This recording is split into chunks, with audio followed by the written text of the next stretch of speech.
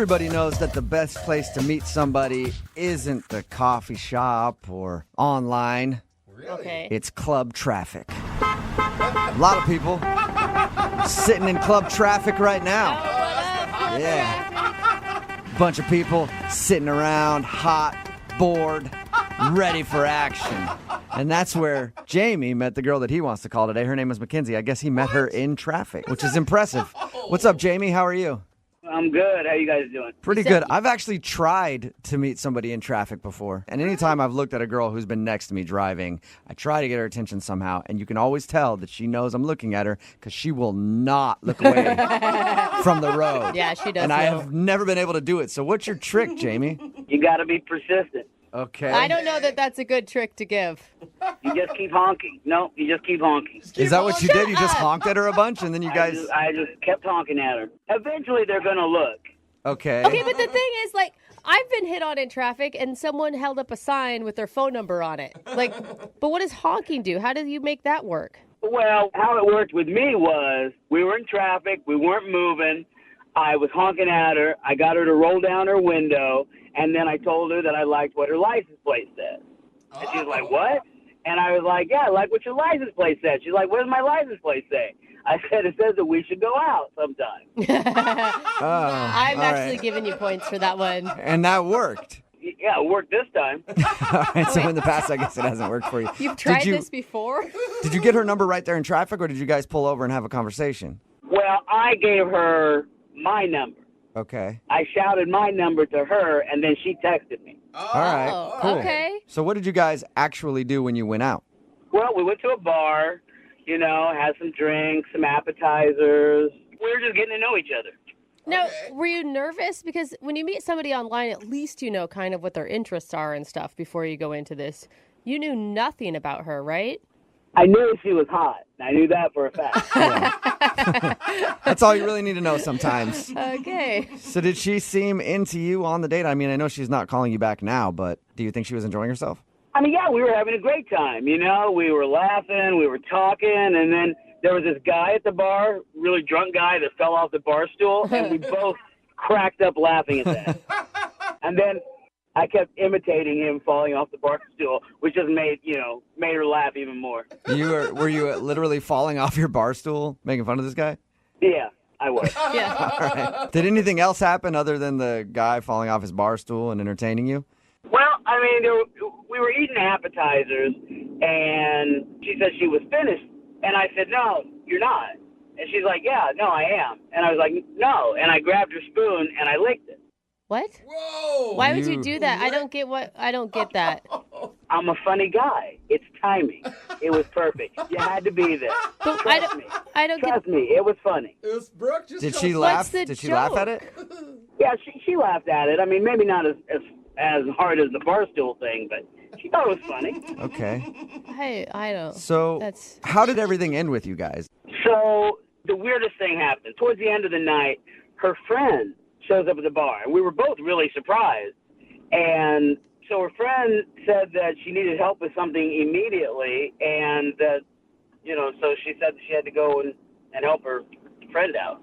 Oh. So her friend randomly showed up to the bar that you were at and said that she needed help with something. Yeah, isn't that crazy? You realize how that sounds, right? Like she set it up. Yeah, it sounds like she used her friend, like she made the 911 call that she needed to bail. No. I would know that. I would know if, no, I saw the surprise on her face when her friend showed up. She didn't know she was coming. Okay. And what was the last thing you two said to each other before she rushed out to help her friend? I just said, hey, I'll text you. She said, yeah, see you in traffic. See you in traffic? All right, that's not exactly like, yeah, I can't wait to go out again. You realize that, right, Jamie? That was a joke, about how we met. How many times have you tried to get a hold of her, Jamie? Ooh, let me see, about 4 times. 3 or 4 times. that's Then not have you too heard much. anything back at all? I have not. So why do you think she's not calling you back? Well, I don't know. I mean, maybe she's busy, or, maybe she found somebody funnier, which I doubt is possible, but, whatever. All right. Yeah. Well, we'll play a song, come back, call her, and get your second date update, okay? All right. All right, man. Just hang on.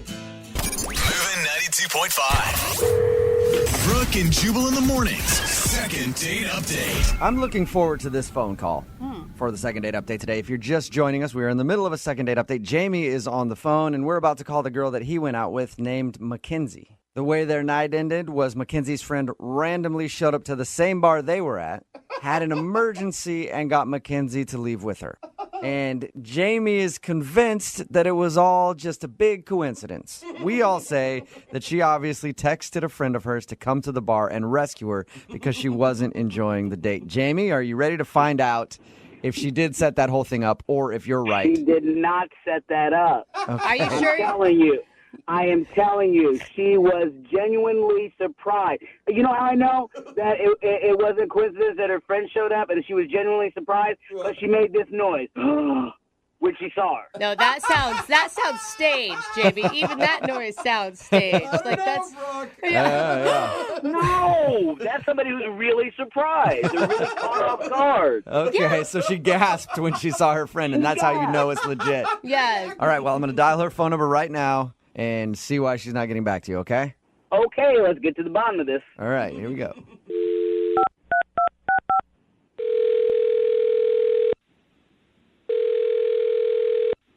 Hello, Hi, is Mackenzie there?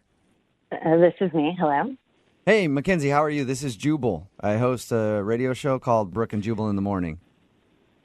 Oh, okay. Hi. Why are you calling? Hi, Mackenzie. Well, I'm calling because one of our listeners actually sent us an email about you. Oh, that's weird. It was somebody who is a big fan of yours and would love to hang out with you, but you're not calling him back after you guys went on a date. Oh. Have you been on a lot of dates recently, or? No, not really. I think I know who you're talking about. yeah. Wonderful. Is his name Jamie? Yeah, that's him. Yeah, Yeah. you got it right. Jamie emailed us because he said that you guys went out on a date and he had a great time, but now you're not calling him back, so he can't figure it out. And he was wondering if we could get you on the phone and find out why. Oh, wow. Wow. Do you mind telling us? I don't know. Kind of weird date, I guess you could say, in the category of weird dates. Really? He seems a little strange. Yeah. What was the weirdest thing about Jamie? He just, he's one of those guys who just tries to make you laugh, like, a lot. And when we first met, I thought he was funny because we were in traffic and he started honking at me. He told us how you guys met. He was in traffic, honked at you, and used some cheesy pickup line. Yeah, it was actually funny, though. He talked about my license. I actually gave him points for that because it was a pickup line that was obviously cheesy, but not creepy. Yeah, and it was kind of creative, like no one ever done that before. So I was like, oh, that's interesting. So I thought, why not? I'll go out with this guy and see what he's all about. And I found out what he was all about. That sounds so positive when you say it like that. Sounds like you didn't like what Jamie is all about. No, not really. Okay, so what is Jamie all about? He's too much, honestly. Like, he kept doing this thing where he would imitate this guy, who fell out of his chair, and it was kind of funny. But then he kept doing it. Yeah. He did it 6 or 7 times in a row. I had a feeling even when he was telling us that story that it was overkill. Yeah, and did he tell you about his impressions? No, he didn't tell us anything about Who impressions. knew he was an impressionist? Oh, yeah, really great, awkward impressions that are not at all like the people that they're supposed to be. Like, he did President Obama and James Bond and Morgan Freeman. But, get this, President Obama didn't sound like anything like him at all. And Morgan Freeman, he just lowers his voice a little bit. And James Bond, nothing changed at all. Nothing changed. Hello there, I am Jameson Bond. Yeah, every impression he did sounded just like himself. Because they were really bad. No, they were the worst that I've ever heard. They were terrible. Michelle and I welcome you to the White House. What? Oh, it's President Obama on the phone. What the hell is going on? Well, Mackenzie, I was waiting to tell you this, but Jamie is actually on the other line listening. Or the president. Or, yeah, it could be President Obama who just broke into our conversation. I don't know, but... Did you hear that, Mackenzie? That was President Obama listening in. Oh, gosh. Wow. Oh. I'm Bond. Yeah. James Bond. Jamie, that doesn't, there's like... Jamie, what are you doing on the phone? Because I didn't know how to get a hold of you. I couldn't get you to call me back or text me back.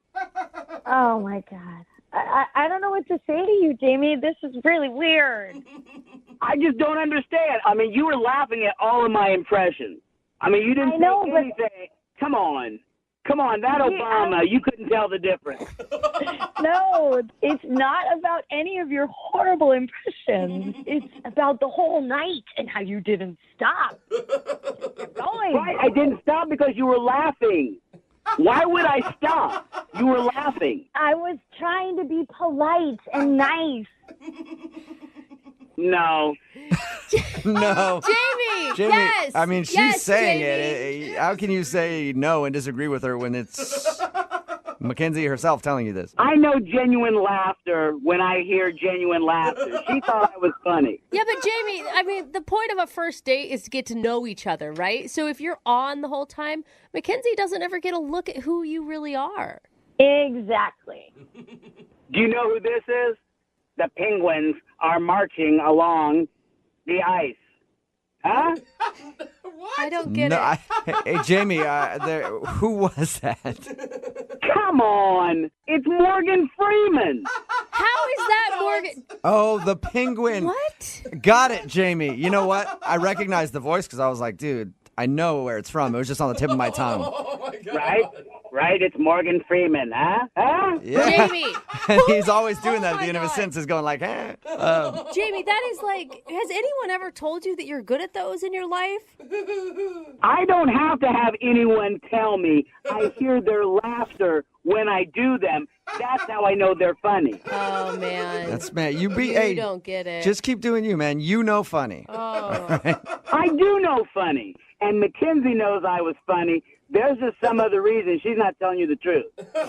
Yeah, that's Really? it. So you're Mackenzie's saying a that liar. Mackenzie is lying to us and using the fact that she didn't think you were that funny as an excuse. Yeah, so Mackenzie, what's the real reason? Come on. I don't think you can handle the truth. No. I can handle the truth. Hey, who was that? Who was that? We don't know. Was I'm not, no. okay. You can handle the truth? Come on. I think it's you can't even. Okay. Come on, it's Jack Nicholson. Oh. Like you didn't know. Come on. I know. Yeah. Hey, Jamie, we're just all liars. everybody's kind of screwing with you right now. Your impressions are really You were good. so evil, You're doing a Jubal. great job. Why Uh, are you feeding that? I didn't- hear the laughter, so obviously I'm funny and good. Exactly. Like every time you do it, we're cracking up. Exactly. All right. No. Before we let this whole thing come to an end, I do have to ask Mackenzie something. Mackenzie, would you like to go on a second date with Jamie? We will pay for it. Jamie and all of his personalities. I would love to go out with somebody else, anybody but Jamie. Oh, no. Oh, well, how about you go out with Stewie, a baby? From Family Family. Guy? What? Stewie. That's Stewie from Family Guy, isn't it, Jamie? Yes, you got it. Yeah.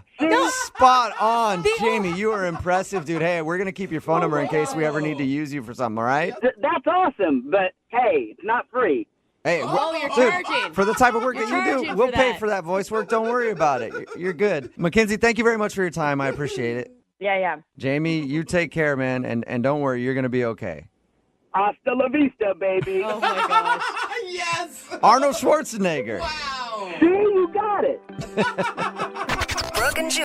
I used to think that being the designated driver is probably one of the worst things on the planet. Who would trust you to do that? It's just, you're around drunk people and it's very annoying and you have to stay sober and drive everybody. I've done it once in my life and I will Once. never, ever be the DD again. There it is. Until I heard Kyle's story. And Okay. Kyle wants us to call a girl named Katrina.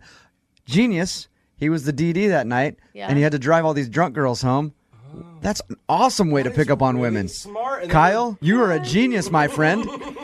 Thank you. A responsible genius at Yeah. that, which we will applaud on this show. Yeah, I'm pretty reliable that way, and I'm not like a big drinker or anything. So Oh, now you lost you. Yeah, Kyle, never mind. I was all behind you. I thought this was your whole way of getting girls. I thought you were really a genius, and now I'm just like, oh, whatever. He doesn't like to party that much. well, you know. So you were Dee Dee the night you met Katrina. Tell us about how that whole thing went down. Well, we were at this party, and we were having fun and stuff, and I saw her throughout the party and everything, and she was really cool, you know. She's got short hair, which I really like. Uh-huh. Anyway, it was her and, like, some other person, but, like, I dropped that person off first, and then Very and strategic, then I took Kyle. her home, and we were talking, and she was cool, and we clicked, you know. She's really funny, and, you know, she liked my jokes, which is cool. Remember, she was drunk. Yeah. You're- Because, Kyle, you sound hysterical. Oh, hey, thanks a lot. So at the end, I said, you know, hey, if you want to go do something sometime, you know, let's go on a date or something like that. And she said yes. And then you guys ended up going out, obviously. Yeah, we you did did. go out. What'd you do on your date? Well, You drive around and let her get drunk some more? Nice. That'd be awesome. Yeah. Drink this bottle. If I wasn't pregnant, I'd be totally up for that. well, I thought I need to make this fun, you know, because going on a traditional date where it's just, you know, movies and dinner, something like that, it's standard. And I really wanted to do something that was a little special. Yeah, and we applaud people who actually take an extra effort and put a little romance into things. Correction. Brooke applauds that. Don't lump me into your group. So what'd you do then? What was the exciting thing that you planned? I came up with this idea because both of our names start with K. You know, she's Katrina and I'm Kyle. I thought, why don't we do a date where everything we do starts with letter K? Okay, right. You did a K theme? A K date? A K date. Yeah, like a K date, exactly. Okay. How does that work? I don't know, but it's something that's happened in the Kardashian family before. Sure. All right. Give us a little information on a K date. Like, you know, whatever we would do, it would have to start with a K, you know, so it's kind of fun, right? I know it's kind of... Knitting? Yeah, what activities some- start with K? Yeah, I'm trying to think of something. The only one I can come up with is knitting right now. Knuckle punching. Eat some No, Klondike no. bars. Kayaking. We went kayaking. Oh, kayaking. Okay. I bought some kiwis. Oh, Lord.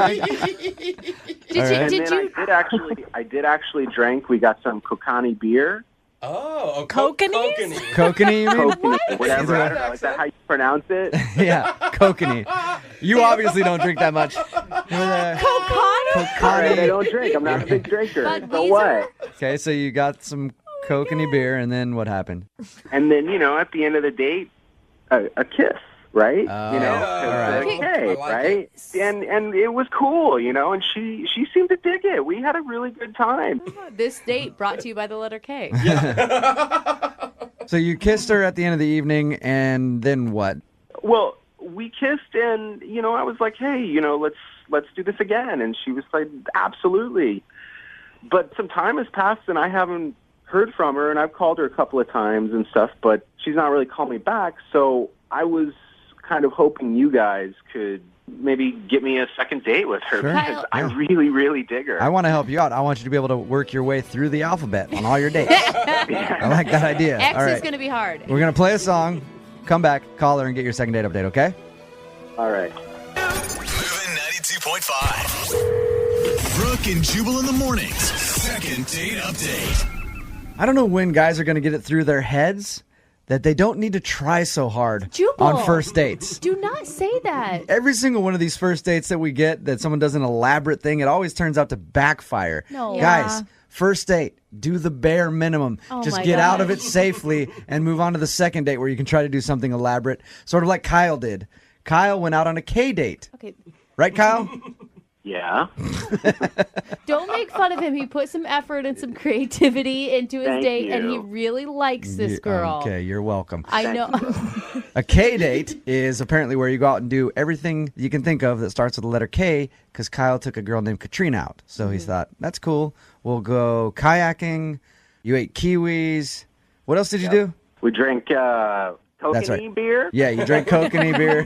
Kokani beer. They didn't know how to say it. And then you ended the night with, of course, a kiss. I think this date would be more appropriate if your first name started with an S. Okay, that Then is you know how your night's, yeah. Then your night's really What if ending she well. wanted to do that and he said no? Yeah, sorry. Doesn't start with a K. Doesn't start with a K. When you kissed her, Kyle, did you get butterflies? course. She's smoking. I'm. Those Yeah. aren't butterflies. Those are something else. Yeah. All right. Are you ready to give her a call? Yeah, let's do it. Here we go. I'm going to call her right now. All right. Call her with a K. God, that's what I think about with every C thing. Of I know, course. Right now, it's all I can think. Hello, Hey, can I speak to Katrina, please?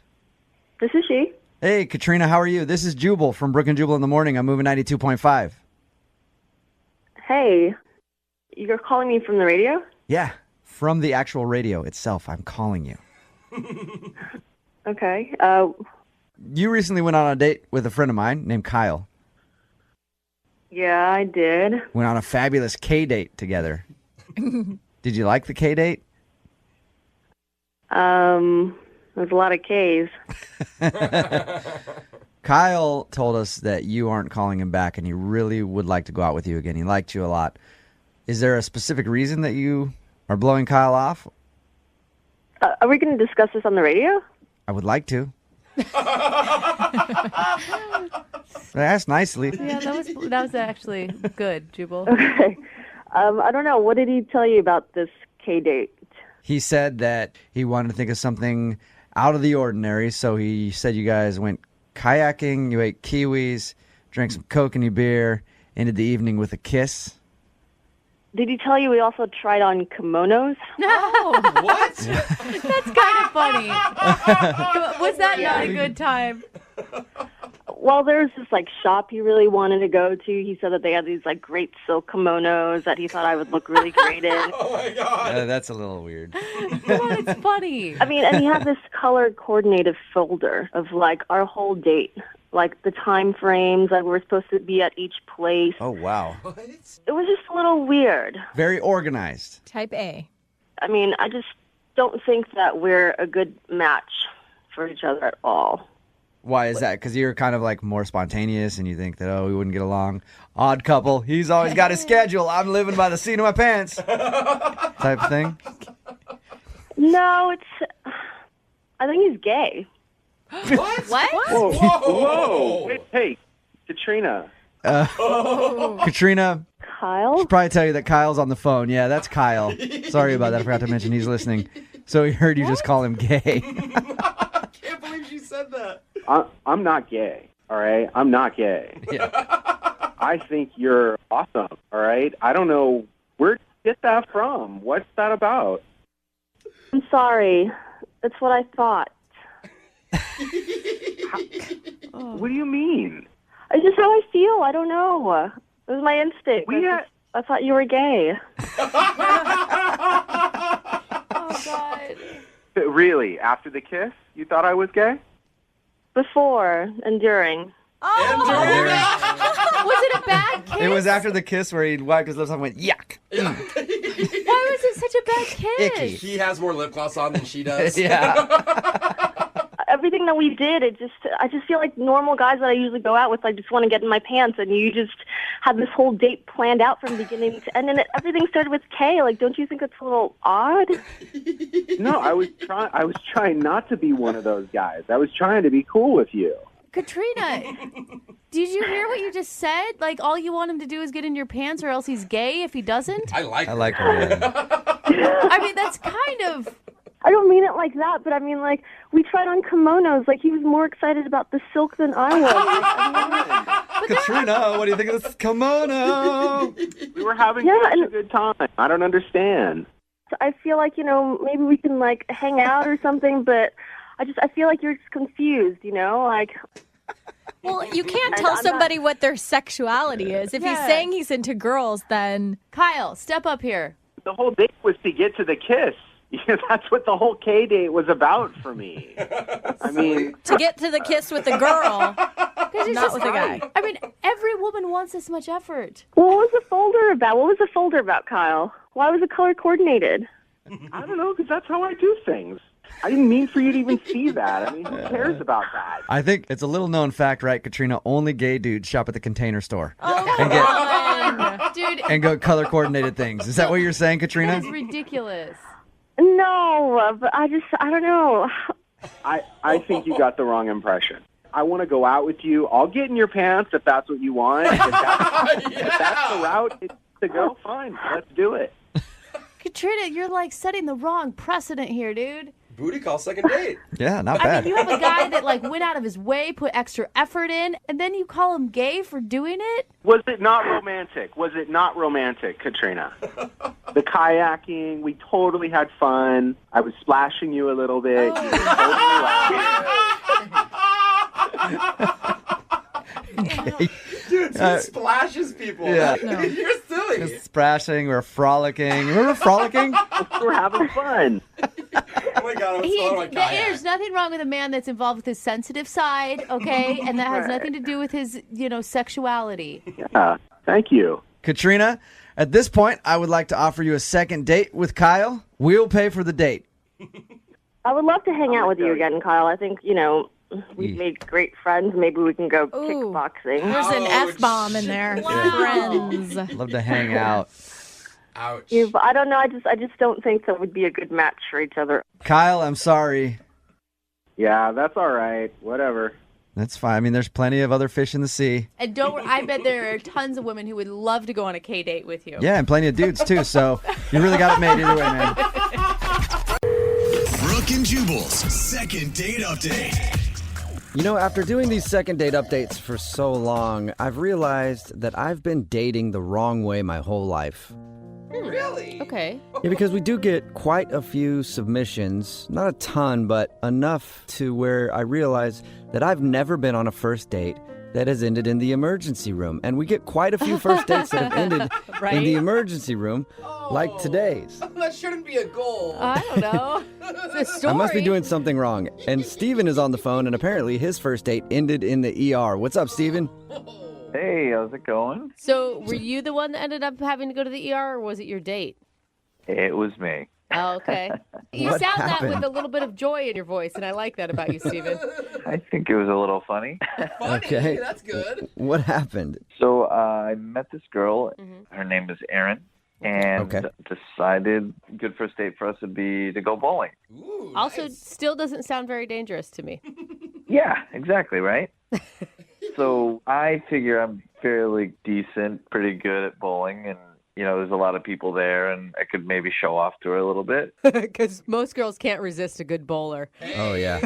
It's true. Usually on our list of must-haves. Oh, yeah. I mean, when it comes to sex appeal, bowling is way up there. Yeah. Your email just said that you ended up in the emergency room, and I'm already loving this story that you were trying to show off at bowling, and somehow that ended up in the hospital. That's amazing. Yeah, it's true, and she showed up, and she looked amazing. She had really beautiful hair, and she had a smile. She totally lit up, and she wore jean shorts, too. Okay. Ooh, sexy. Ooh. That's kind of cute. Everybody's vision of beauty. Hair, a smile, and jean shorts. You scored. Perfect woman. I did, yeah. I did. So what happened? I mean, you guys obviously hit it off. Yeah, pretty immediately. We got on the lane, and, we're having a good time, and I have this patented bowling trick technique that I have where I can bowl while holding a beer, and Okay, I am impressed. Whoa. I thought I was going to laugh at you, but yeah. all right. And I'm about to show her the technique and holding the ball, and I'm holding the beer, and I'm just about winding up. I'm going back with the ball and getting ready with my fancy footwork to move forward. Okay. And is she laughing at this point, or is she actually impressed right now? I'm not really watching her at that point. I'm actually focusing on me and my craft at this point. Oh, I really want to see this because it just sounds like you're flailing around the bowling alley. It's a lot more elegant than you would imagine. oh, Okay. elegance. Nice. Anyway, so I'm winding up, I'm getting ready to go, and somehow for the first time ever, I lost my balance, and I kind of fell backwards over that machine that's separates the two lanes where the ball comes back like the ball return. Oh, yeah. I fell backwards over that, and Whoa. the ball went one way and I went the other, and the glass bottle in my hand shattered, actually in my hand, and it cut my hand pretty bad. Oh, that's how you hurt yourself. Oh my Yeah. gosh. That is That a scene, sir. How bad was it? It was pretty bad, but I figure I could handle it, and just got some paper towels and just to kind of stop the bleeding. But the bleeding didn't stop, actually. So, Oh my you know, God. Wait, so while you're trying to control this bleeding, are you still having conversation with her? Or no, I was playing it cool because I didn't want to show, give any signs that I was being a wimp or anything like that. So No, I'm good. I'm feeling a little faint because I've lost quite a bit of blood, but I can tough this out because I want to finish this date. I'm a man of my word. Pick up the spare. seriously, what was her response to all of this? she just really wanted to call an ambulance and help me out, but I was not wanting that, because I didn't want to come off as weak or anything at all. But Yeah. I did start to feel faint, and out of nowhere, I guess the front desk had called, and there's a couple of EMTs that walked up to me, and they asked me to come outside with them because I guess the cut looked really deep to them, and they said it needed medical attention. So the next thing I know, I'm in a gurney in an ambulance on the way to the hospital. Wow. It was that bad? Yeah, an ambulance for a cut on your hand?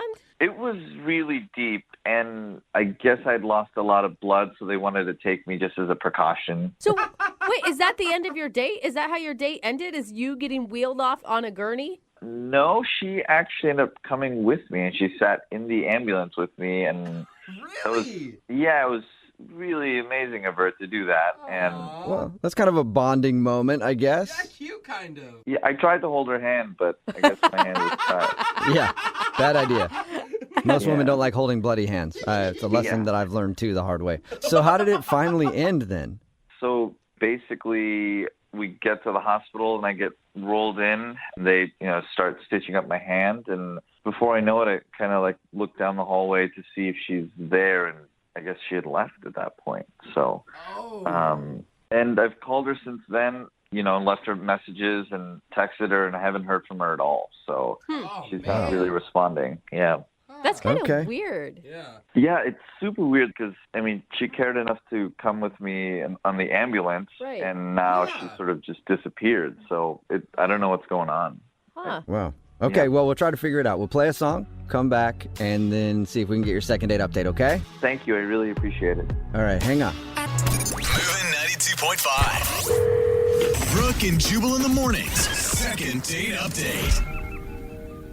Hi, this is Jubal Flag.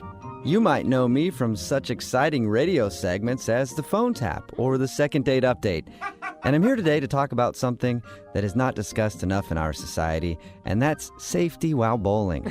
Remember, always bowl protected. Wow. And unfortunately, the guy in today's second date update did not protect himself enough while bowling, and he actually cut his hand and had to go to the emergency room in the middle of his first date. His name is Steven, and we're about to call his date. Her name's Erin, and find out why she left him. She actually rode with him in the ambulance to the emergency room. He went in there to get stitched up and stuff, and when he came out, she was gone, and he hasn't heard from her since. So what would make her leave a man on his deathbed? I don't know. We'll find out in just a second. Steven, are you ready to give her a call? I am. I just really want to know why she left without saying anything. If she didn't want to date me, that's fine, but at least Right. check in or see how I'm doing or anything like that, Okay, you Yeah. guys, it's a couple stitches in your hand. You guys are all acting like that this is some horrible accident where you couldn't have walked away from it. Well, the EMT said that I lost a lot of blood and, said I wasn't doing that well. So, Yeah, bro. Okay, I'm it was sorry. bigger than it was. Wow. Well, Okay, I'm glad well- that you pulled through, Steven. I really am. I'm going to dial her phone number right now. You ready? Yeah. Okay.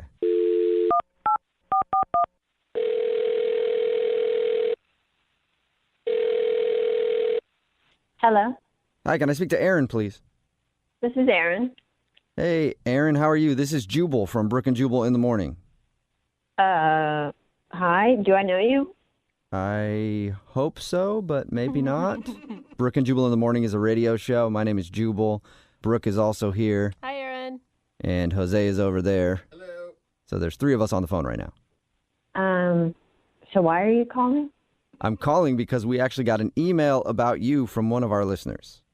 Why would somebody email you about me? Well, because we do a segment on our show. It's called the Second Date Update. And you recently went out with a dude named Steven. Oh, Steven emailed you. Mm-hmm. Yes. Steven emailed us, and I'm sure you remember going on his date because it ended with him in the emergency room. Yeah, I remember, but I'm surprised that he even remembers me. Why? Of course he remembers you. You made a big impression on him. Yeah, I doubt it. Well, you doubt that you made an impression on him? I mean, I don't know how many dates this guy could go on and then cut his hand while bowling and then have to go to the emergency room and have his date come along with him. I'm sure he probably remembered that. Well, did you guys talk to him about it? Yeah, we did. We had actually a conversation about your date. He said that he really liked you. He thought you were beautiful and fun and all that kind of stuff. And then he admitted that he was kind of messing around while bowling and then cut his hand. And he went to the emergency room. When he came out from being stitched up, you were gone and you haven't talked to him.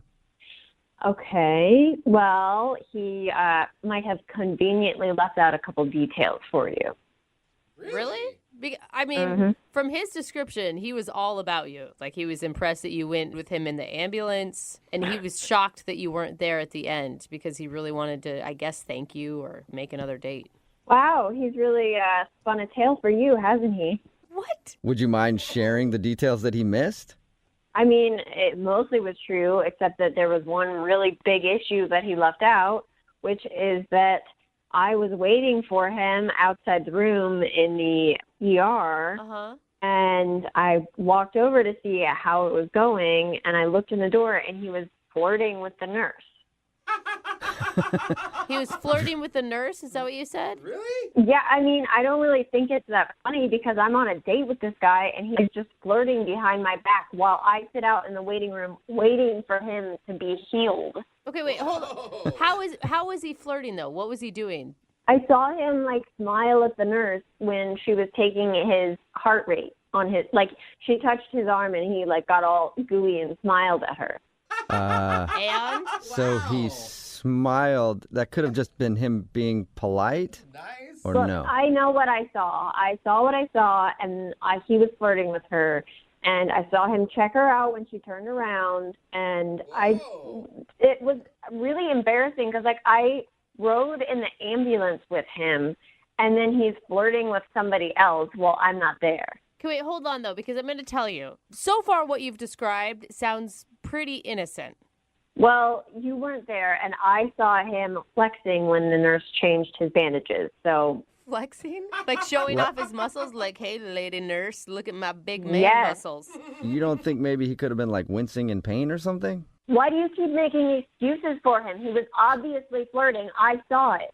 It just sounds like you're jumping to a lot of conclusions, I guess. Because the guy who called us... I don't know why you can't understand me. This is what I'm saying. You're taking his side. I saw him whisper in her ear, and who whispers in nurses' ears? That's weird.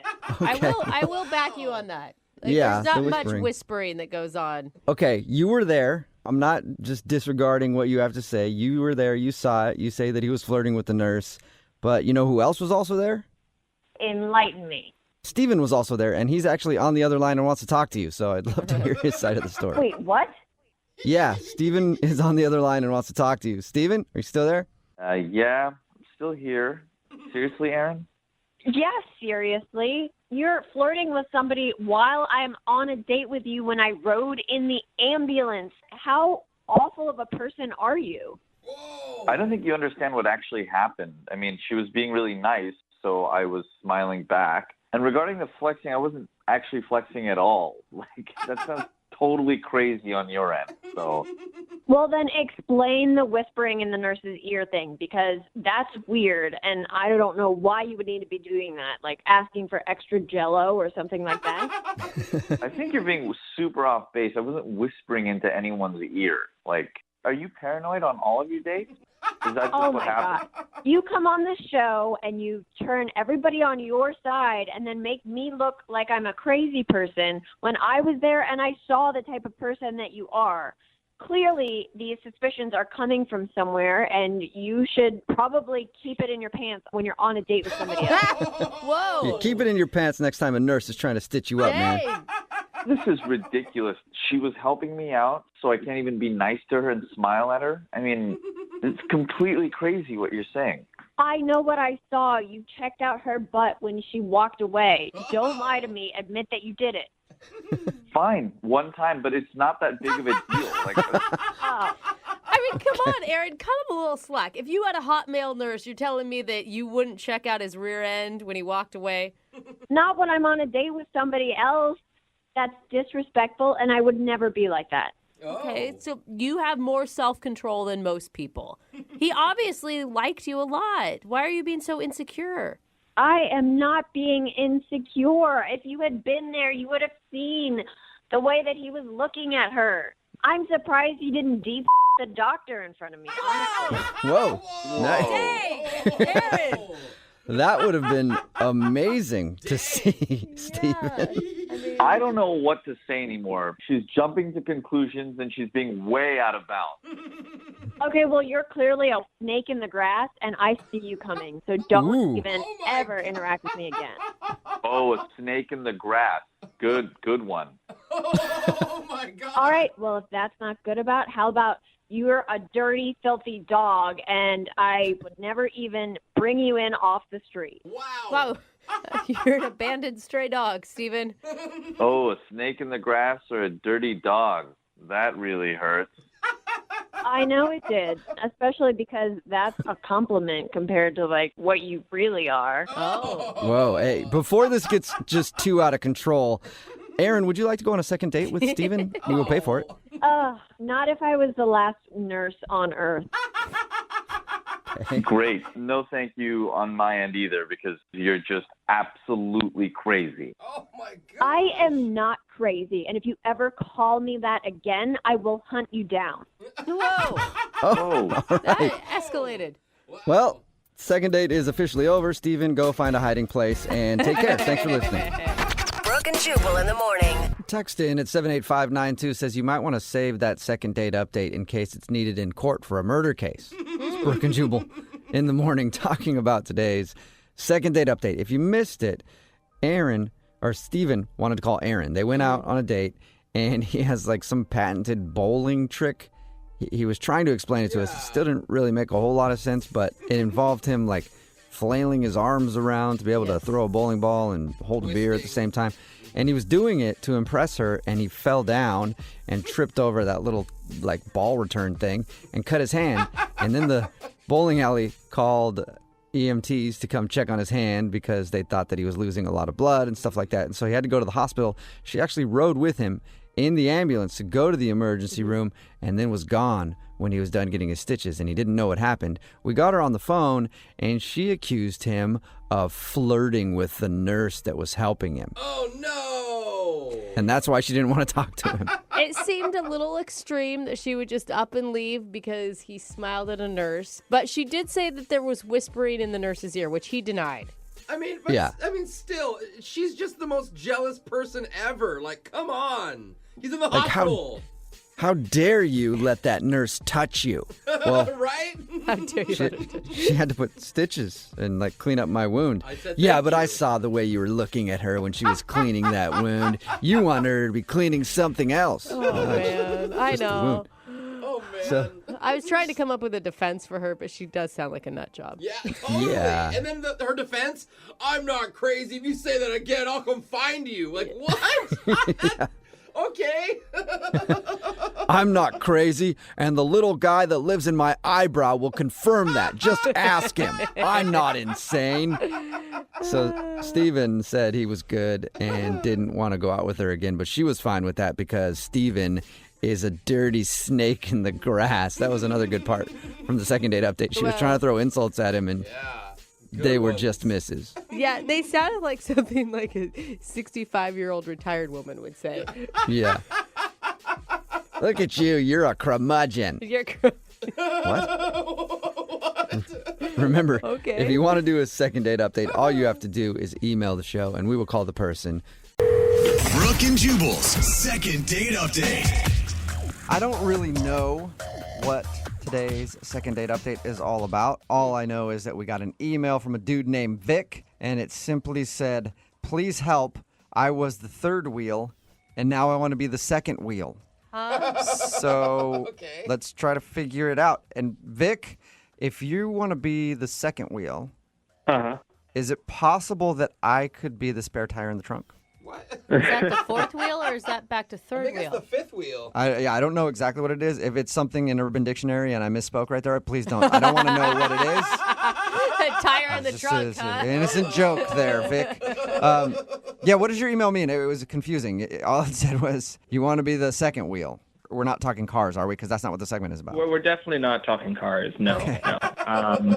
So I sort of went on a date with someone, but it wasn't really my date. Wait, hold on. Sort of turned into my date, almost. I think. I'm not sure. Slow up, okay? Okay. First, whose date did you accidentally go on? It was a coworker of mine. It's really weird how it happened. My coworker, it was his birthday a couple days ago, and I asked him what he was doing, and he said he was just going to go grab a drink at a bar with his friend. And I sort of felt bad for the guy. It's his birthday. I wanted to make him feel special. So, I found out which bar he was going to, and I planned to surprise him at the bar with funfetti and silly string. I choreographed a small dance for him. Dude, you are an awesome coworker. Wow. Yeah. So you have a crush on him. Yeah. Yeah, I think that's what this is actually about. He's the one I want to date. Wait, are you joking or not? I can't tell.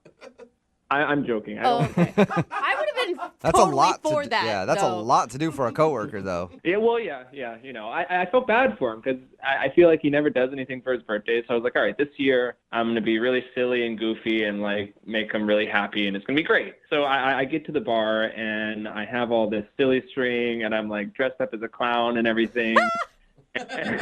And I realize that he's at the bar with another girl, and it turns out he's on a blind date with this girl.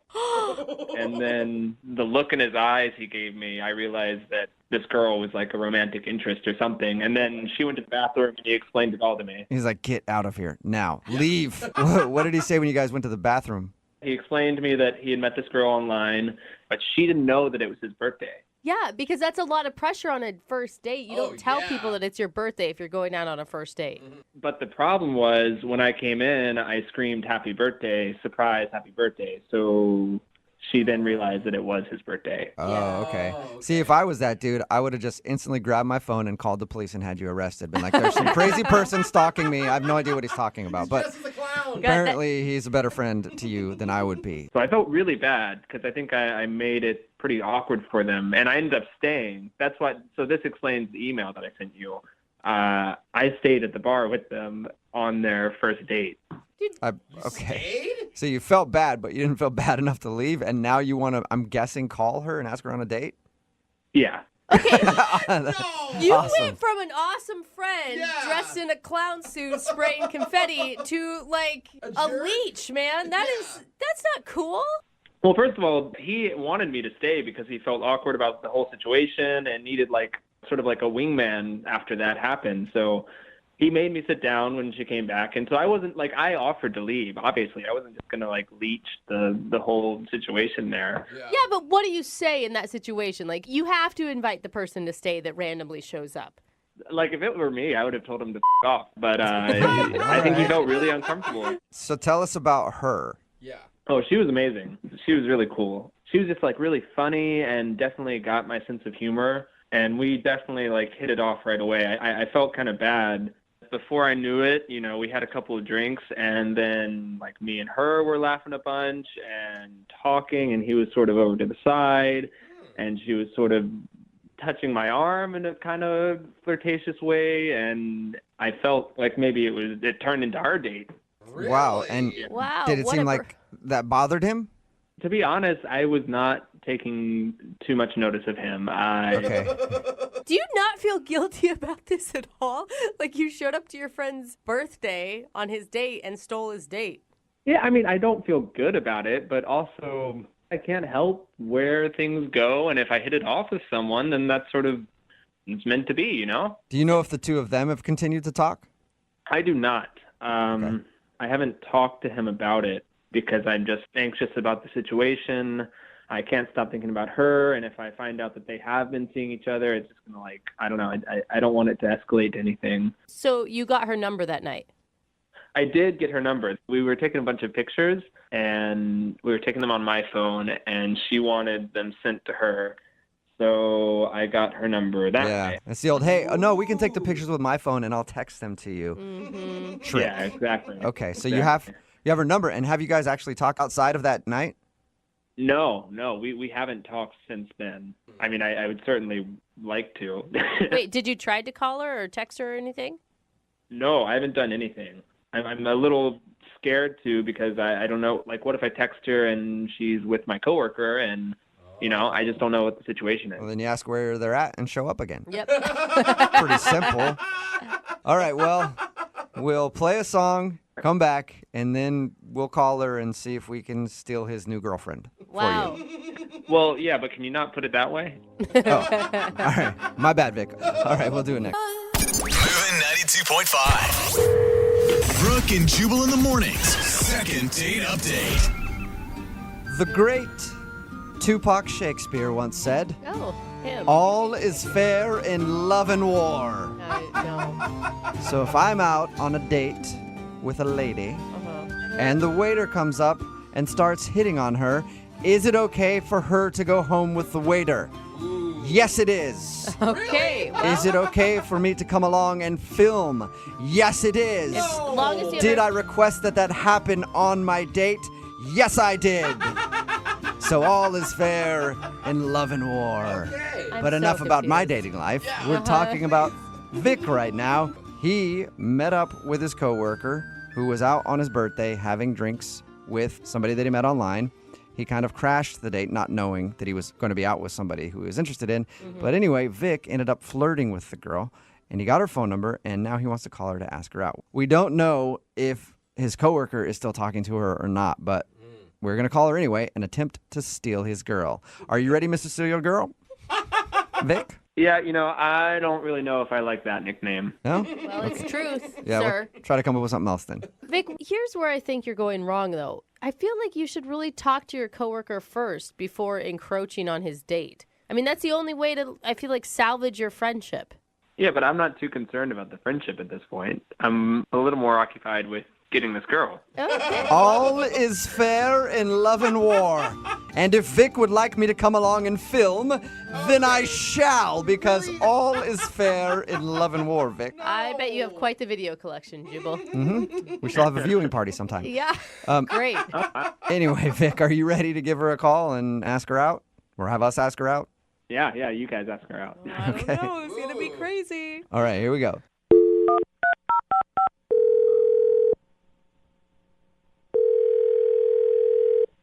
Hello? Hi, is this Susan? Yeah, who's this?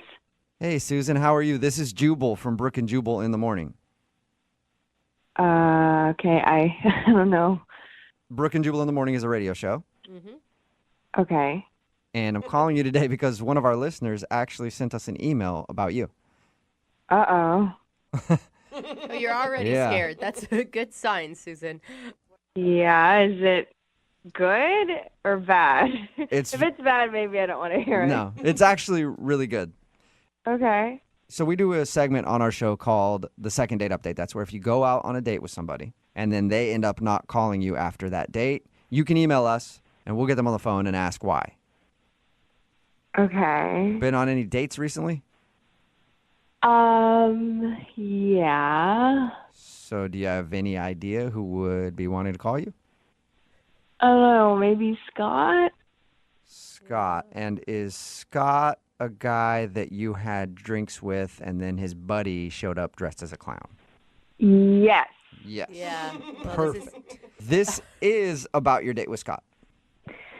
I mean, I figured he was going to call me eventually. Yeah. Well, we're not calling on Scott's behalf, though. You're not? Nope.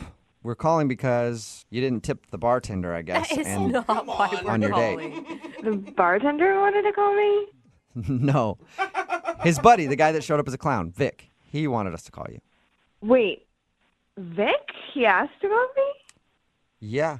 He did more than Oh. ask about you. He emailed us to call you. Really? What did he say? Oh my he God. said, Your yeah, voice you is can- getting that high pitch thing, which can is tell always that- a good thing when you talk about boys and you're a woman. Yeah. Sounds weird you say talk about boys and you're a woman. I don't know. Yeah. Talk about And you're a men and you're a girl, woman. That works for whatever. me. I don't know. Anyway, Males and you're female. sorry, Susan. Wait, no. So tell me, what did Vic say? Well, he said that he liked you a lot and that he Okay. had your phone number because you guys texted back and forth a picture or something. And he wanted to call to ask you out, but he wasn't sure how to do that. So he emailed us to do it instead because I guess that's less weird. Aw. Well, that's kind of sweet. Oh my I gosh. was meaning to text him too, but I thought it would be kind of weird. Okay, wait. Before we get any further, are you still talking to Scott, who you actually went out on a date with? I mean, he texted me a few times, but I don't know. He's just really not my type. So I haven't really responded. So Okay. let me just tell you what Vic told us. Vic told us that, he showed up and it was awkward or whatever. But he says that he felt like you were flirting with him the whole time while you were out with his coworker. Is that true? Sounds like it's true. Well, I don't think it was the whole time. Okay. So Dude, if you were flirting with any man that was dressed as a clown for any amount of time, I feel like that means that you must like him a lot because clowns are not easy to be attracted to. unless you have a clown fetish, Susan. Do you have a clown fetish? No, he was really cute. He wasn't wearing the nose or anything. Oh my You sound gosh, excited. Susan. I know. I had a really good time. And if you talk to him, could you tell him my mashed potatoes were runny? Your mashed potatoes were running? Yes. What does that I don't know what mean? I mean. It's just like an inside joke between us. So could you tell him that? Sure. Susan, guess shouldn't so. you tell him like you'd like to see him again or something? Not your mashed potatoes were runny? Yeah, I just want him to know because we were talking about it for a while. So he'll get it. It's funny. It's Okay. funny. Well, hey, Okay. Susan, hang on. Let's see if he gets it. Hey, Vic, her mashed potatoes are runny. Yeah, Susan, you're right. He's laughing. You were right. What? Oh, I forgot to mention. my God. He's on the phone listening and wants to talk to you. Hey, Susan. Oh. Hi. Oh my God. That you guys mashed are potato so joke. Can't get over it. Can't get over that mashed potato joke, Susan. Write that down. Oh my God. Have you been listening to this whole thing? Yeah, I've been here the whole time. Oh my God. Oh my God. Yeah. Hi. Hi. This is weird because I can tell you guys hate each other and never want to see each other again already. Dude, I feel awkward listening in on the two of you even saying hi together. So giddy. There is a lot of chemistry there. I don't know what you're talking about. So are we going to just sit here and listen to you guys giggle for the next 5 minutes? Or are you guys going to talk to each other? Wow, yeah. I'm sorry that I did it this way. I just wasn't sure if I should call or text or if that would be weird. So I hope this isn't weirder. No, I kind of like it because I didn't know if I should text you either because of how we met. Right, yeah. Sorry I didn't reach out to you, but I wanted to let you know that I haven't really hung out with Scott or texted him or talked to him or anything. So, yeah, I really wanted to talk to you. Really? Yeah. Isn't that obvious, Vic? It should be. I'm just making sure. Okay. Oh my God, you guys are so stinking cute. What are you feeling right now? Nervous? Yeah, a little bit. I don't know. Do you think Scott will be mad about this whole thing? I don't really know him as well as you. But we met.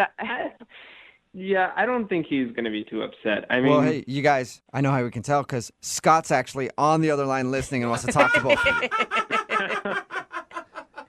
What? No, it's No, really? No. No, he's not. I It's was a joke. joking, yeah. Oh my God. Oh, thank God. That'd be awful. Just some man comes in screaming obscenities and ruins all this giggly fun. Honestly, I don't think he'll mind. He's been like on a dating spree lately, so he sees girls all the time, and he's dusting chicks all the time. He's dusting chicks. Dusting.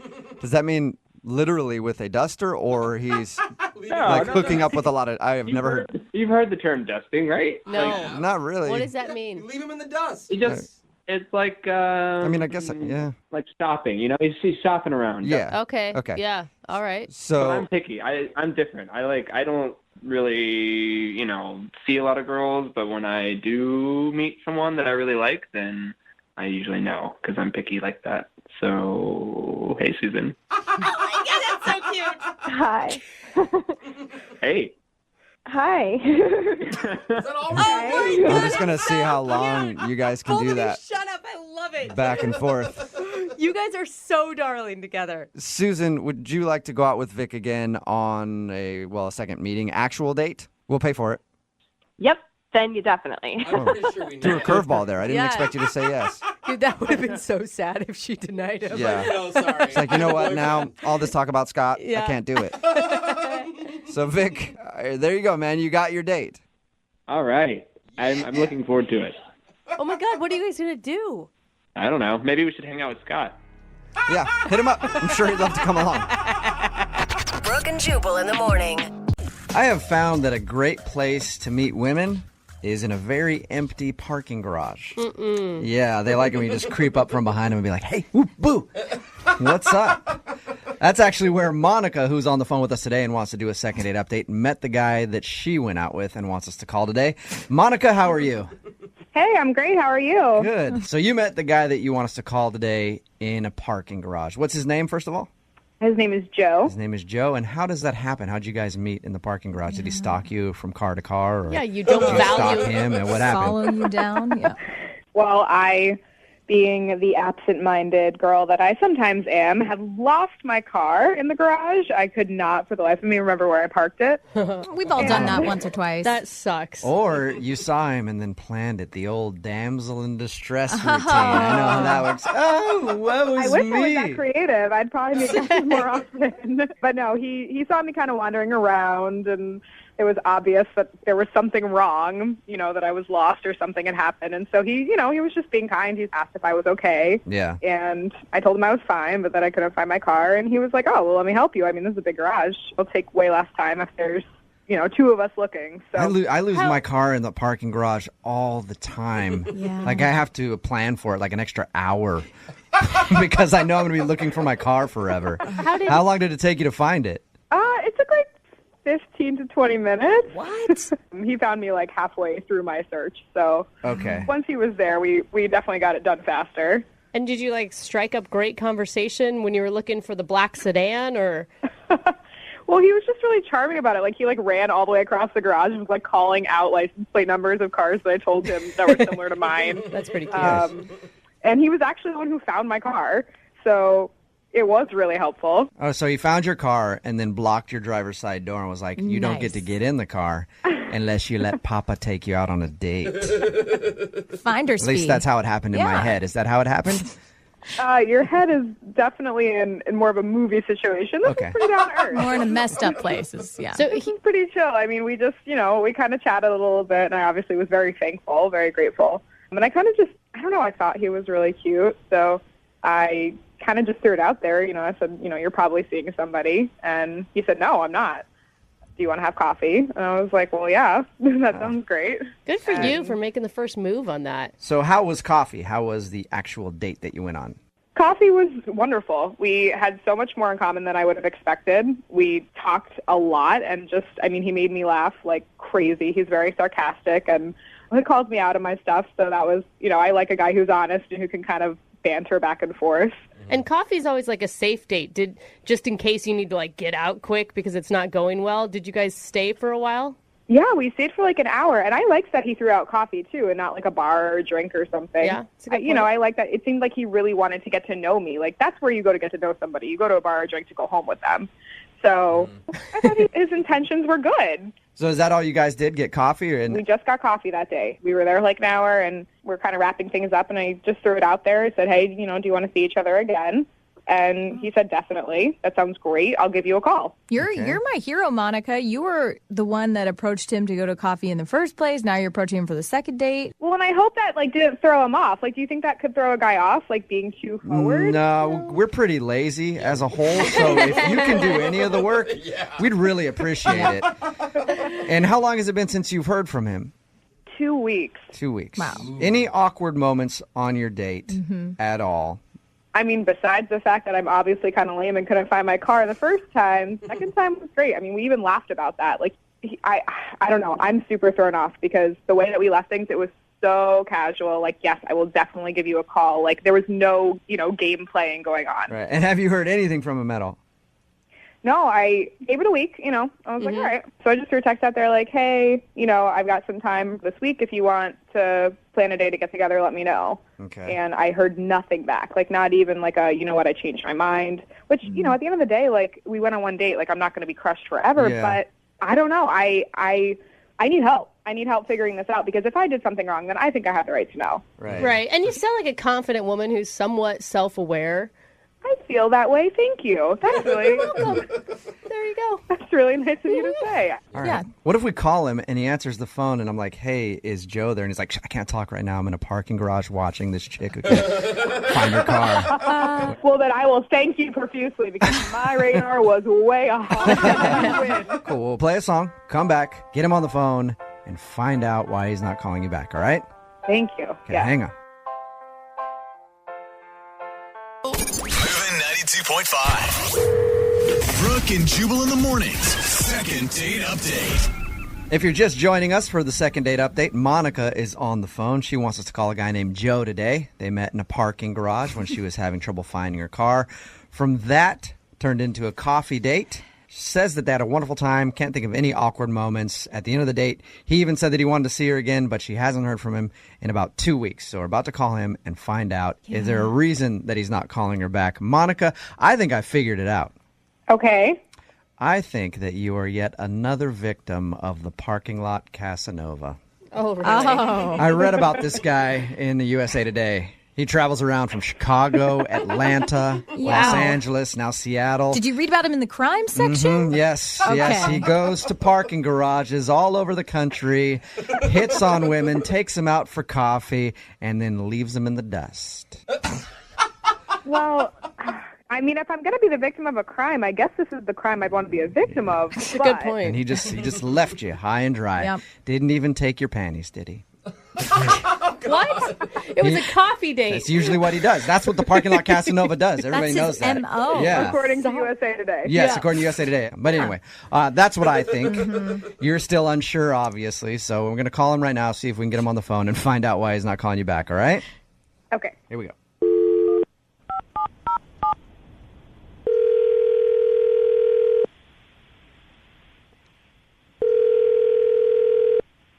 Hello? Hey, can I speak to Joe, please? Yeah, this is Joe. Who's this? Joe, how are you? This is Jubal from Brooke and Jubal in the Morning. I'm sorry, what? From who? Jubal from Brooke and Jubal in the Morning, the radio program. What's that? It's a radio show. Have you not heard of us? No, right. I haven't. So wait, you're a radio show, a station? Yeah, well, yes, I am not. I'm a person. My name is Jubal.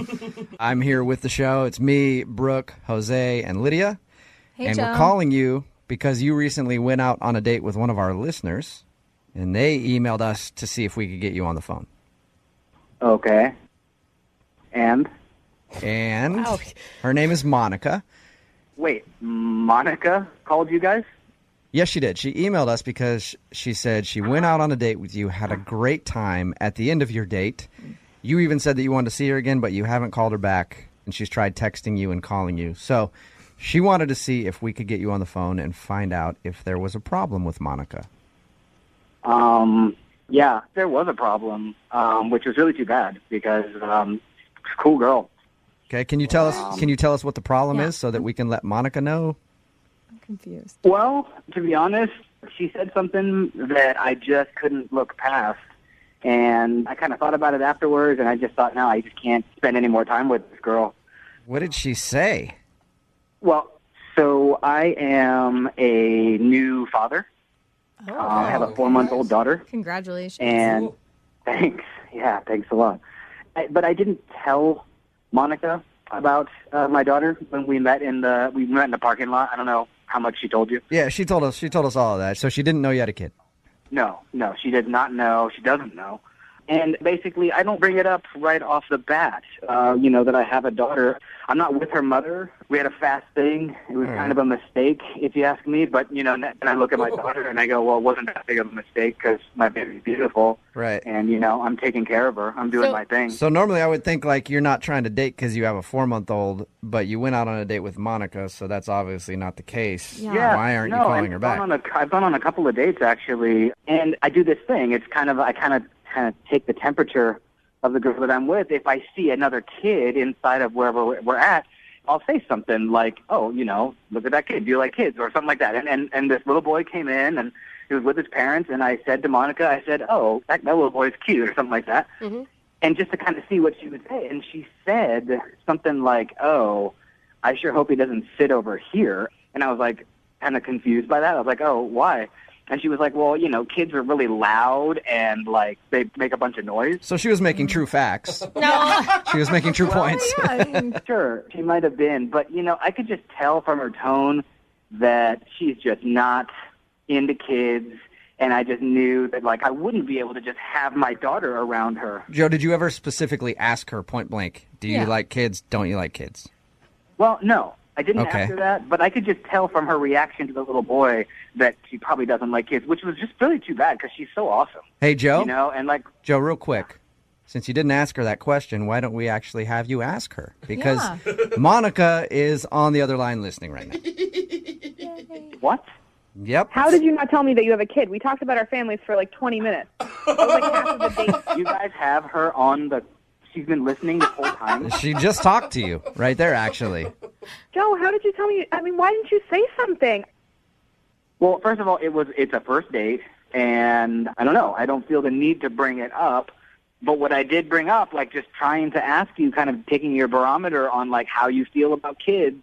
It was on a clear date, on a nice like date where we were like having a nice conversation. The atmosphere was so quiet and chill, and I obviously didn't want like something interrupting that. That's all I was saying. I was saying that we were enjoying our time and our conversation, and I didn't want to be distracted by anything else. Well, it seemed pretty clear, though, Monica, that you think kids are just like little brats. And, like, I just don't want my daughter to be around that. I can't have her around that. I can't believe you would say something like that. You didn't tell me that you had a daughter. I wasn't being sensitive to the fact that you might have a kid.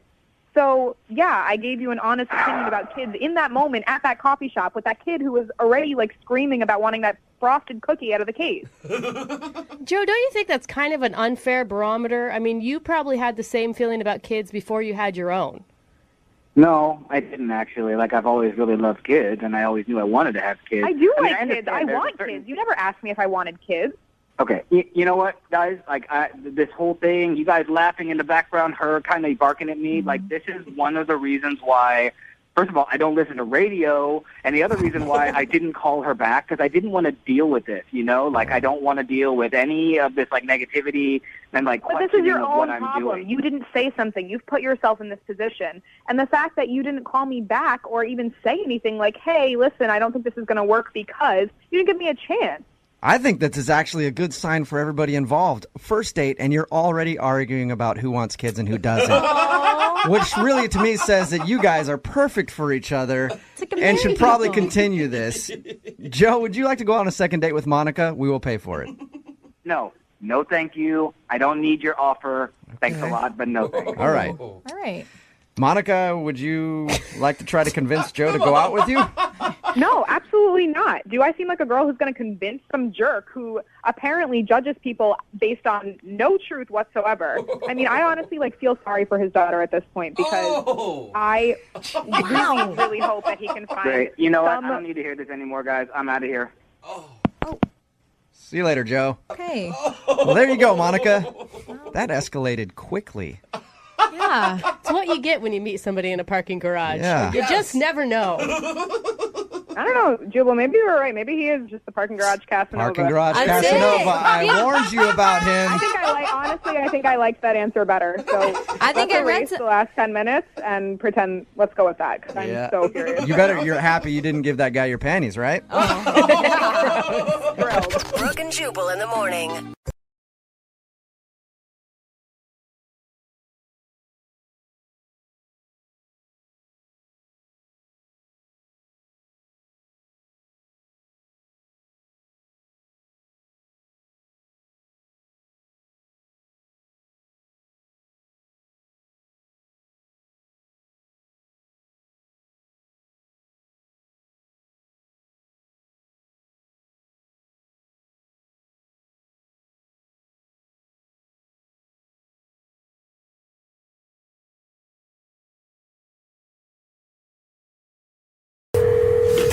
and Jubal's second date update.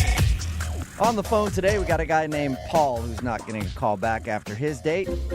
And his email says that he took a woman to the zoo Oh, that's a cute date. for their date. Paul, before we get into the second date update, I just want to check with you. She's of age, correct? Oh my God. Yeah. What's up, guys? Okay, I'm just making sure, Paul. Yeah, she's totally legal, man. Okay, cool. I Okay. just don't know a lot of full-grown adults just going to the zoo, but whatever. First of all, where'd you meet her, Paul?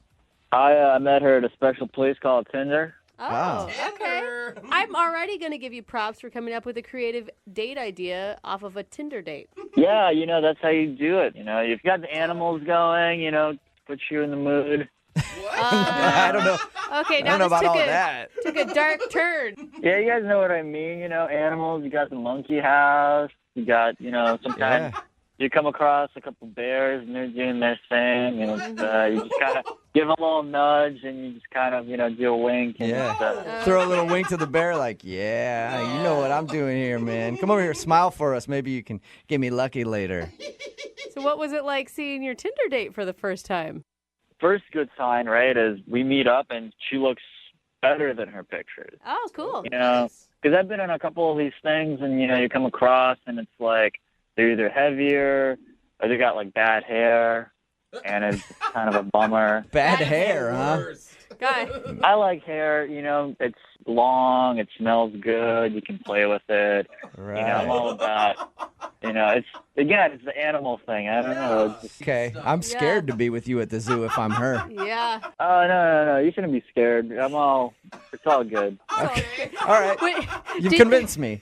There we go. Did she seem pleasantly surprised by you when she first saw you? I think so. I try to keep an honest appearance on Tinder, The only thing I can maybe is so my friends call me Dumps.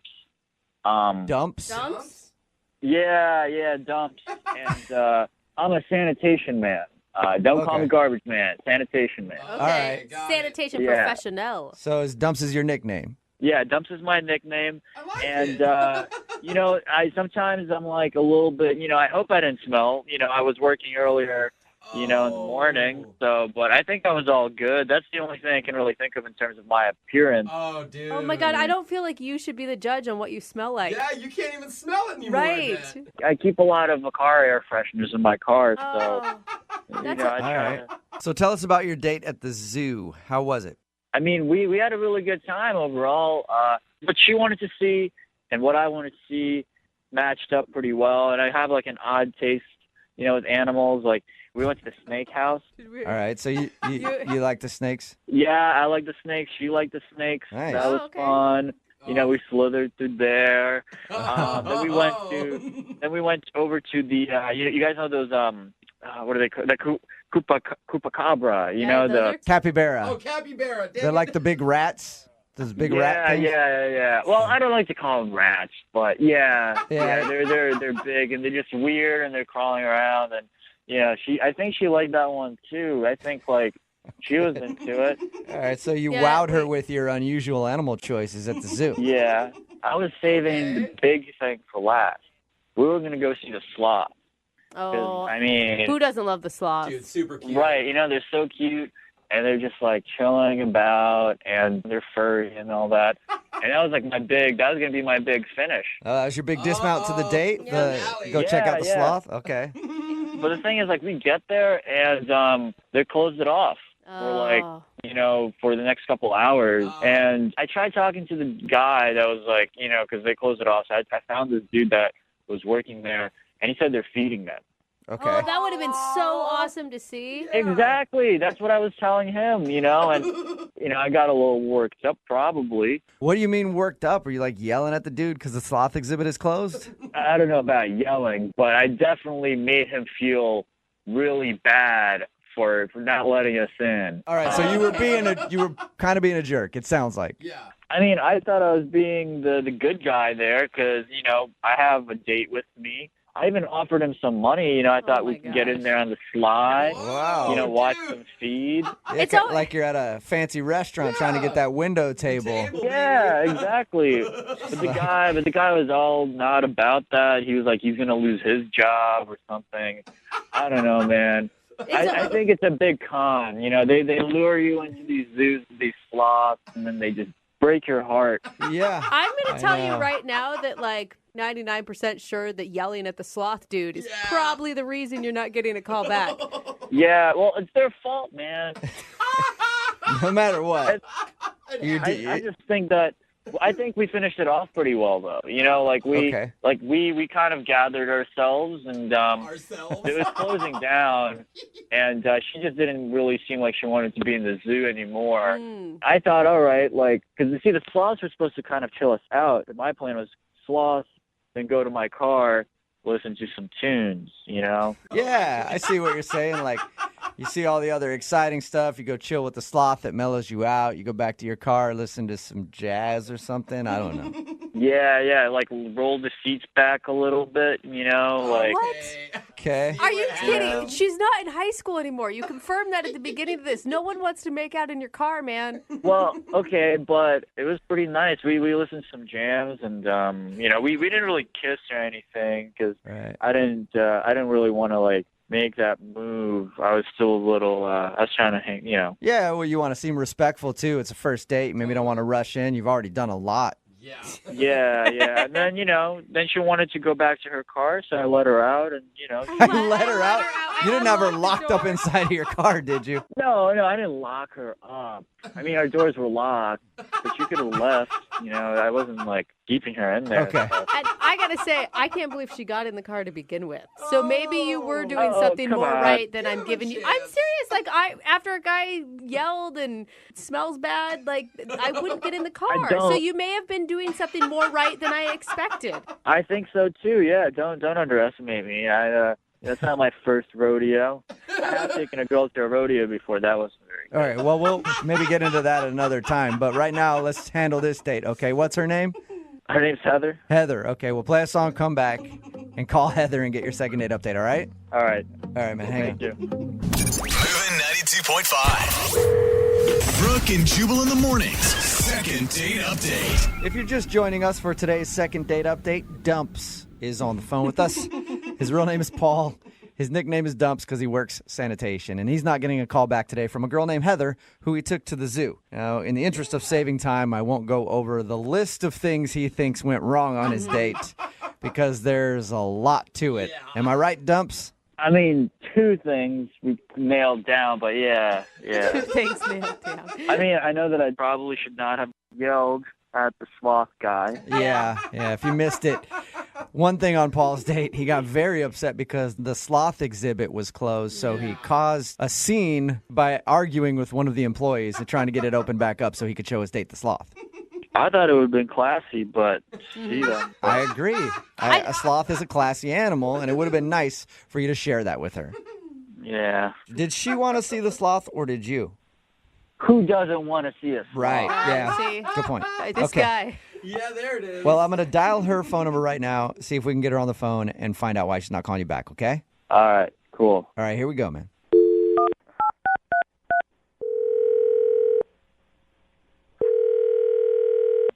Hello? Hi, can I speak to Heather, please? Yes, this is me. Hey, Heather, how are you? This is Jubal from Brooke and Jubal in the morning. Oh, my God. What's up? So you listen. Is this about Dumps? Whoa. Yes, You it listen is a lot. about Dumps.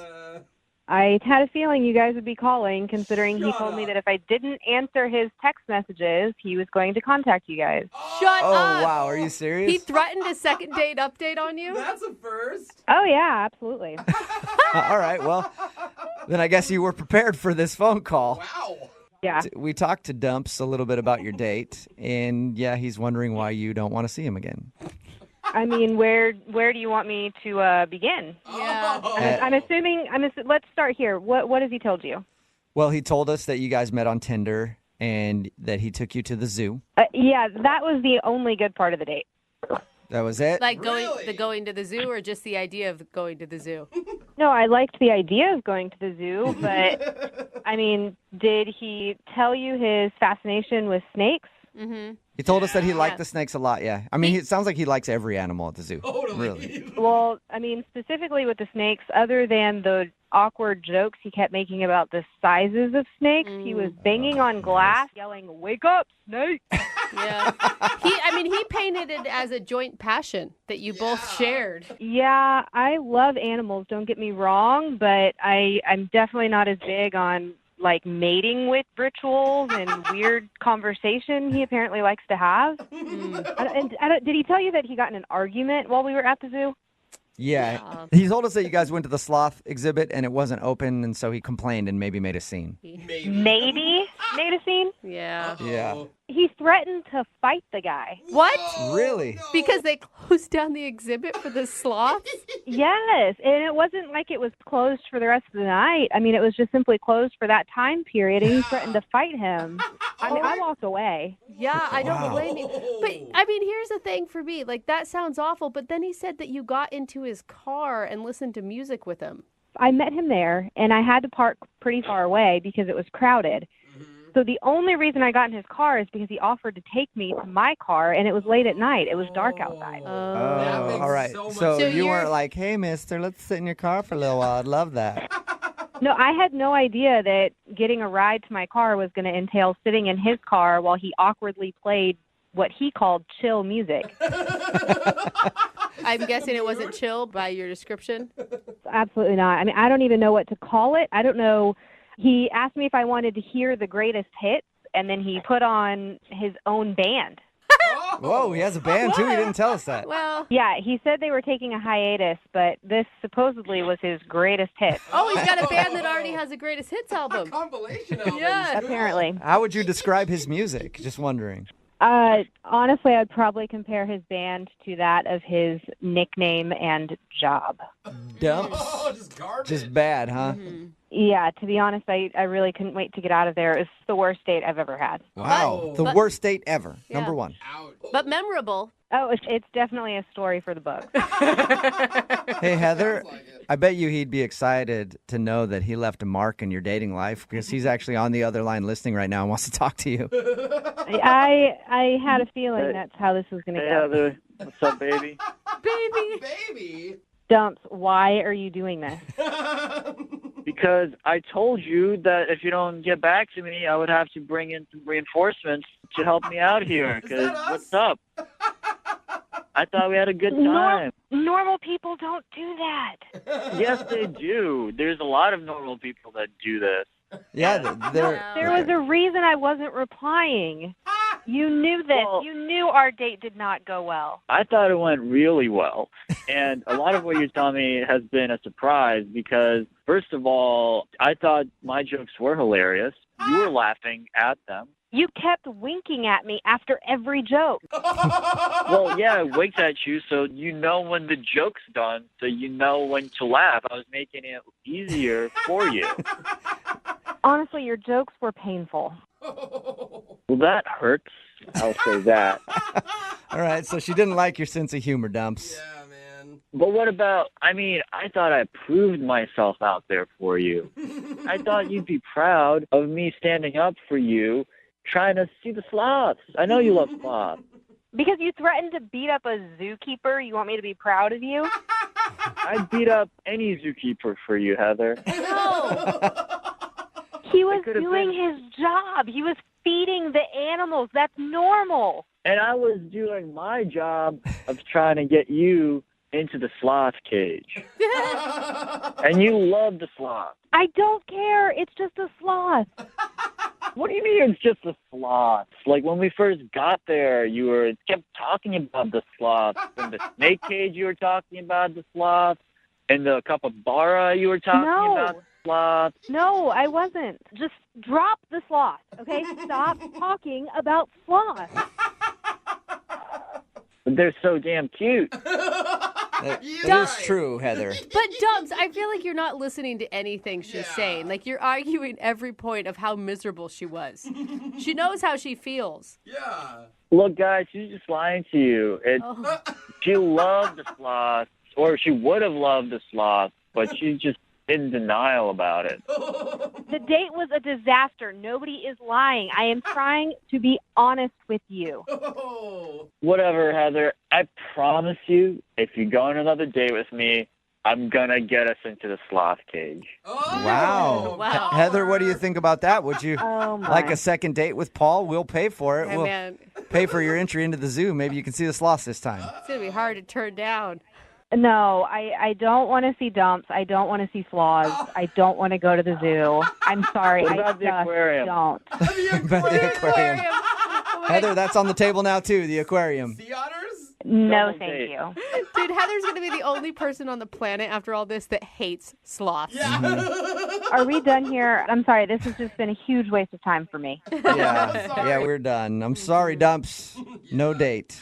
Oh, it's all right, man. I mean, this is just gonna fuel my music. That's really where my heart's at right now. All right. Hey, you know what, dude? Send me a demo of the music you were showing her. I can put it on the radio. I'll give it to my program director here, and then I'll actually give you his cell phone number, and you can call him about your music. Such an a-hole. Thank you. No problem. Yeah, it has real good, like, Icelandic vibe, you know? Yeah, All that's what we're looking for.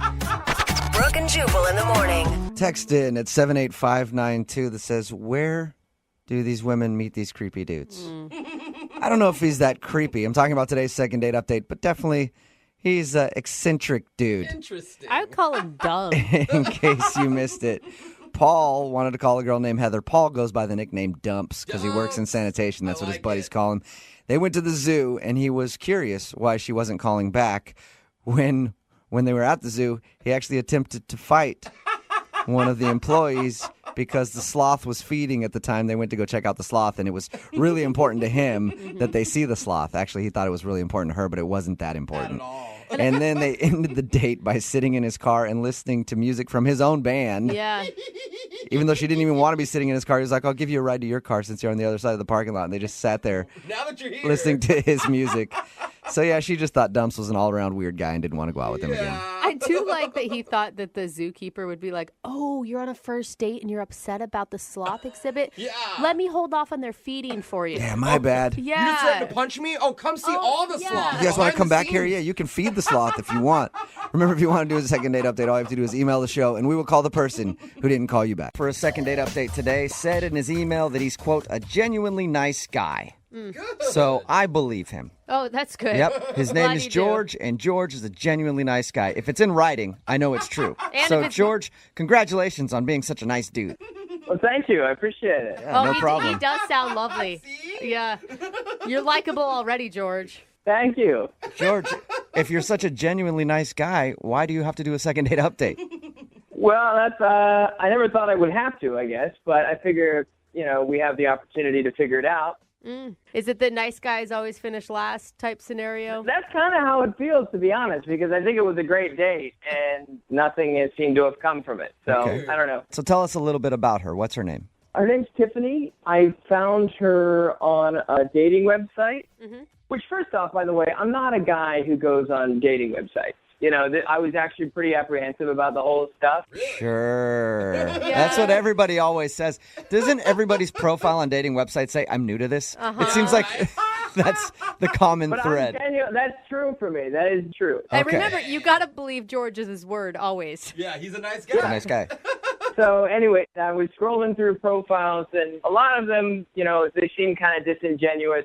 But then when I found Tiffany's, I don't know, it was just like one of those feelings you get, And she was like outdoorsy, which I love that. But I think the biggest draw was like she had this beautiful blonde hair. I mean, it's like, it's like silky and smooth. All right. Now I think I know what kind of feelings you were getting. At first I was thinking it was like something in your heart, but now I know it's somewhere else. No, hey, I'm just a guy that likes a girl with a lot of hair, and she's got flowing, beautiful hair. I have never heard a man say that before.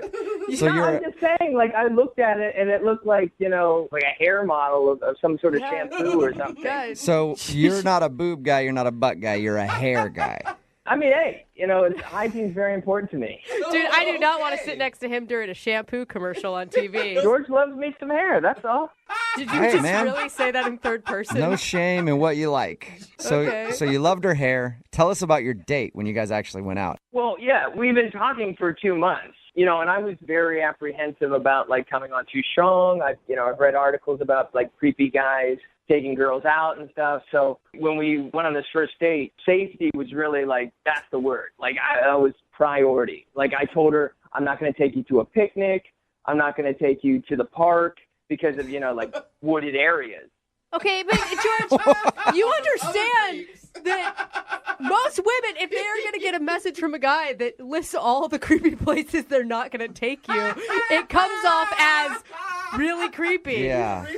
No. It's just so she knows that I'm on the same board. Like, Did you literally say to her, "Don't worry, I won't take you near any wooded areas"? Yeah. Why?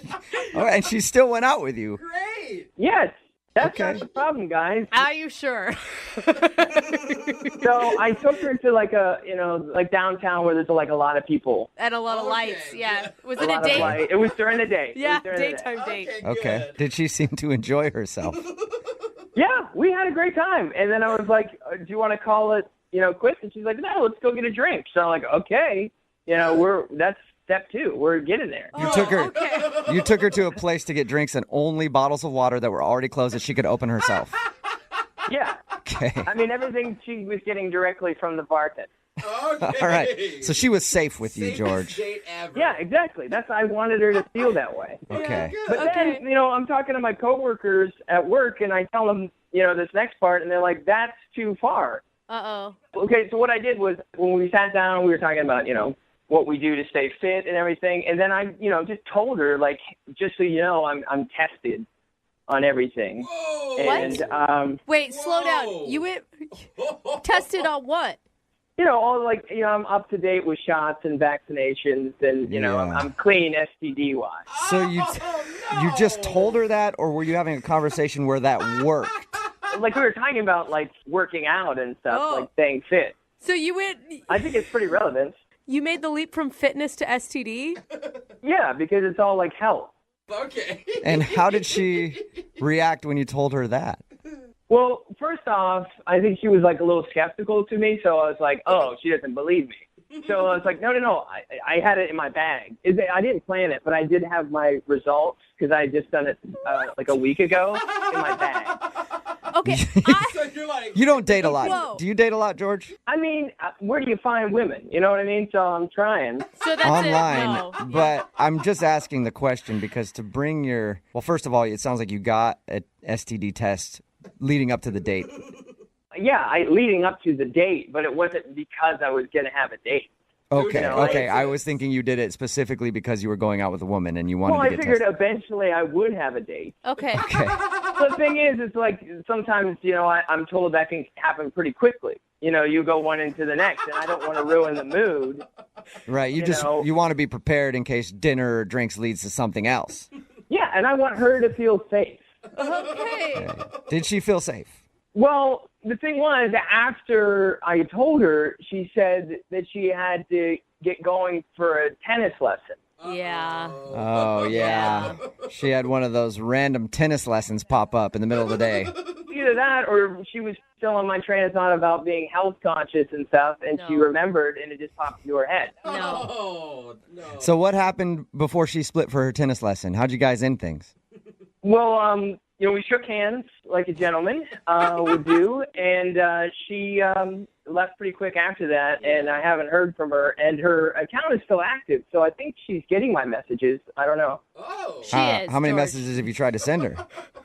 I mean, I don't know, I guess like 4 at this point. Okay, George. All right, well, we'll play a song, we'll come back, and we'll call her and get your second date update, okay?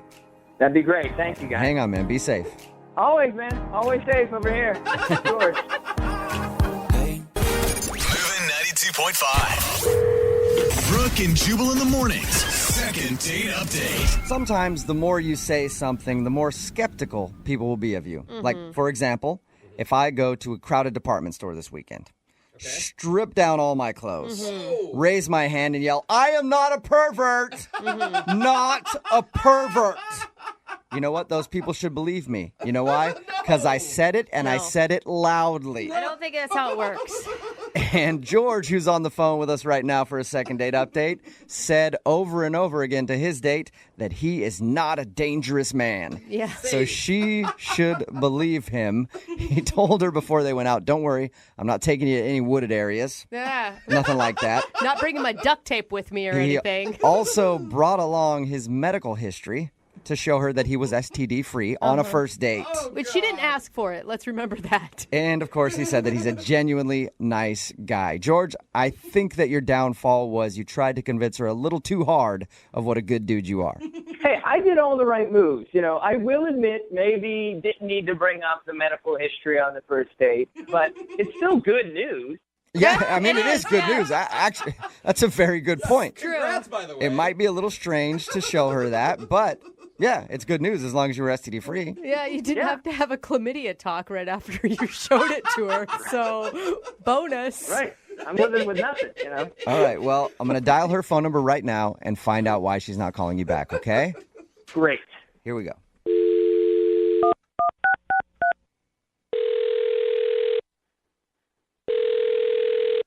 Hello, Hi, is Tiffany there? this is Tiffany.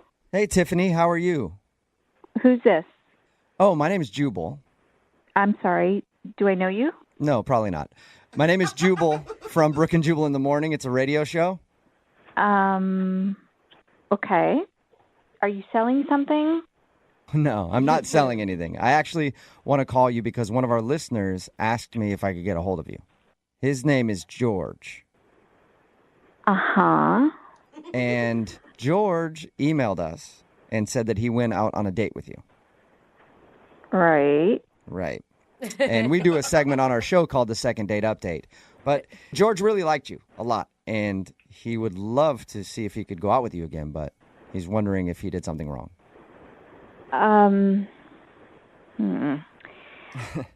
Well, listen, I have gone on some dates in my life. I have never met someone like George. That's a good way to say it. Okay. Did he come? That's polite. Did he come off like a serial killer, kind of? The nicest one ever. The nicest serial killer ever. Okay. They always are. Hey, at least he was nice, right? It was interesting, to say the least. Oh, my gosh. There's like a seed of potential in there that needs some nurturing. So George has a seed of potential. Yes. Okay. He is incredibly selfless, very sweet, overly concerned with my safety. Mm-hmm. And he's STD free. He told us that. Hey! Yeah, I learned that on the date. Yeah. So he told us about that. And he admitted that he thinks that could have been the reason that you're not calling him back. Could have been. And there's that little seed. He kind of knows, but he doesn't, you know? Can you explain the date in your words? We heard from him a little bit about your date, but I'm just curious to hear your side of the story. Well, you know, initially it was like very, polite. And here, let me get your chair. And, you know, you guys, I sneezed during the date. And kindly he said, bless you. And then he went to go blow my nose. What? He went to go blow my nose. And then I was like, oh, my God, do I have like a booger hanging out of my nose? How embarrassing. And he was like dabbing my nose. And he's like, oh, good. I just didn't want any germs to spread because I don't like germs and I don't want them to get on you. So it was this very awkward thing at the beginning. And then we leave the restaurant. We're walking and, you know, he was walking on the sidewalk, and we're about to cross the street, and there was a car, and it was nowhere near me, and he starts yelling at the car, be careful, you're going to hit my date, almost like announcing, like, we're going to cross the street, everybody stop. How embarrassing. Oh, No. It was one of those things where it's like, okay, it can't get worse. Okay, it can't get worse. And it kept getting worse. And then I just wanted out. So at one point, we're standing, you know, waiting to cross another street. Uh-huh. And he realizes that I'm standing, like, on a grate. And he starts lecturing me. He goes, do you know how many people die every year standing on a grate by falling through? And also, lately. I'm like, oh my God, how many? Really? He's like, well, I don't know, but I bet the number's really high. He hadn't even researched this. I was like, I guarantee people fall through those things all the time on city streets. I never heard of that. He was like the most paranoid mom ever on a date with you. And I was like, make it stop. I can't. I can't. Did you ever address it with him? Like, No. I'm not a charity corporation. I don't take care of people. I was on a date. I'm not here to fix people. I got my own stuff. okay. I don't think that I need to be the person to tell him all that. You know? Okay, interesting. Hey, Tiffany, this is George. Wow. Hey, George, hold on 1 second. I think I need to let Tiffany what's going on. Whoa. Tiffany, George is on the other line listening and wants to talk to you. He was supposed to wait for a second, but George. I'm just a little confused here because I've been listening to this whole thing where you thought you might die. If anything, the whole date was to make you feel like you would live, for a long time. That was my point. the point of dating me is to make sure you know you can live for a long time. Yeah, I don't understand. It's the nicest serial killer comment. I mean, it's being, well, you got the nice part right, okay? But the serial killer stuff and that car was reckless.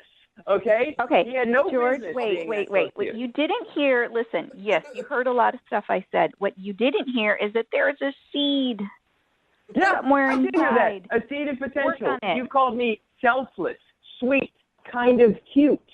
Huh? Yeah. He was paying attention. You bet your sweet butt I was paying attention. I wrote everything down. You're actually taking notes? Yes. This is important to me. Tiffany, I've been writing everything down, pros and cons. And let me tell you something. The pros are winning right now. With selfless, sweet, kind of cute, interesting, nice.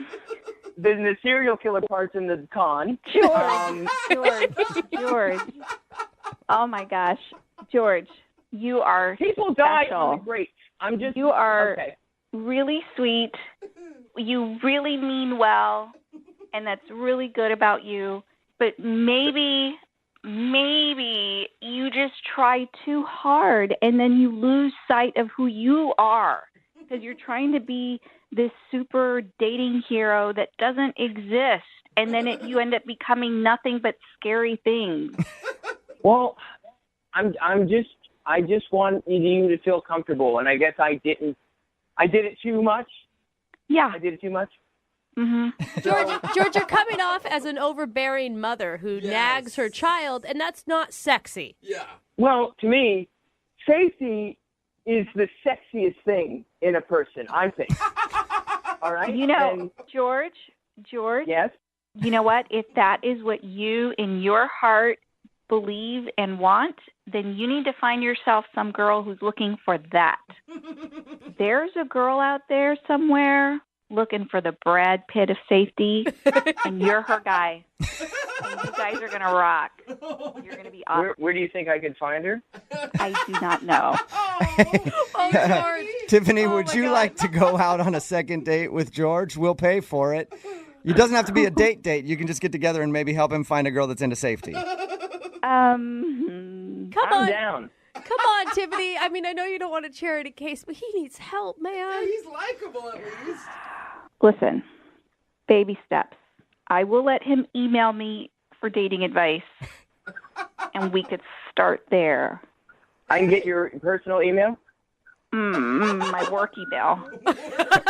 There you go, George. Okay, that sounds pretty good, yeah. Okay, so you didn't get a second date out of the whole thing, but at we're least... playing the long play here. Long play. Yeah, long play. Okay. Well, wait. George, let me be clear. This is not a long play on a second date. This is dating advice, a dating coach. I'm going to help you. No, I get you. So we'll go on a second date. No. But the pressure's on.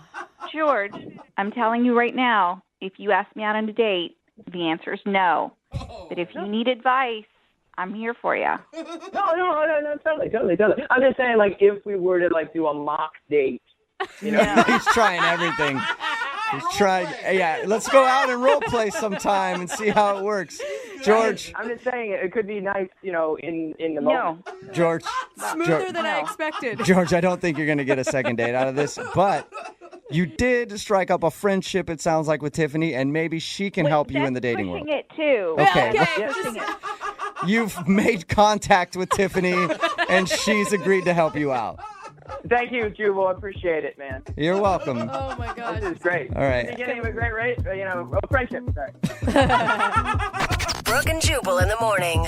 Text in at 78592 that says, that guy indeed was the Brad Pitt of safety. We're talking about today's second date update. If you missed it, George wanted to call a girl named Tiffany who wasn't calling him back after their date. We got her on the phone, and the reason she didn't want to go out with him again, he was obsessed with her being safe. Oh, man. And obviously not very good at dating at all. At one point, he actually dabbed her nose because she sneezed. And he wanted to make sure that she wasn't getting any germs on her so she wouldn't get sick. Yeah. And then reminded her when she was standing on a street corner on top of a grate. You know how many people die standing on top of those things? You shouldn't stand on top of that. I don't think a lot, though. It was just constantly obsessed with safety. So she said she didn't want to go out with him again. But she did offer to be his dating coach at the end. And he still didn't quite get that. No, he didn't understand. But I give him props for keeping trying. Persistence is key. Yep. So hopefully he does well with her advice now. He's got an approval to email her on her work email and ask dating questions from time to time. So I consider that a successful second date update. Remember, if you want to do a second date update, all you have to do is email the show and we will call the person who didn't call you back.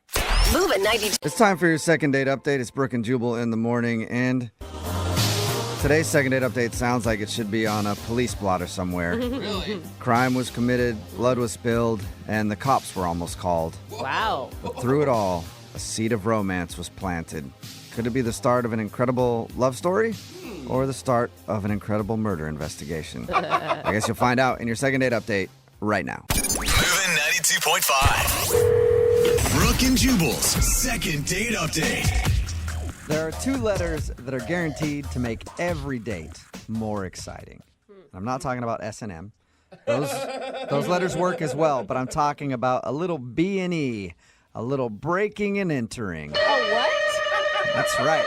What? That is the way to spice up any date. And that's what happened to Maria on her first date, and that's why she thinks she might not be getting a call back today because she broke into a house on her first date. What's up, Maria? Hello. How are you? Are you a criminal right now? No, it's not what you think. It was my own house.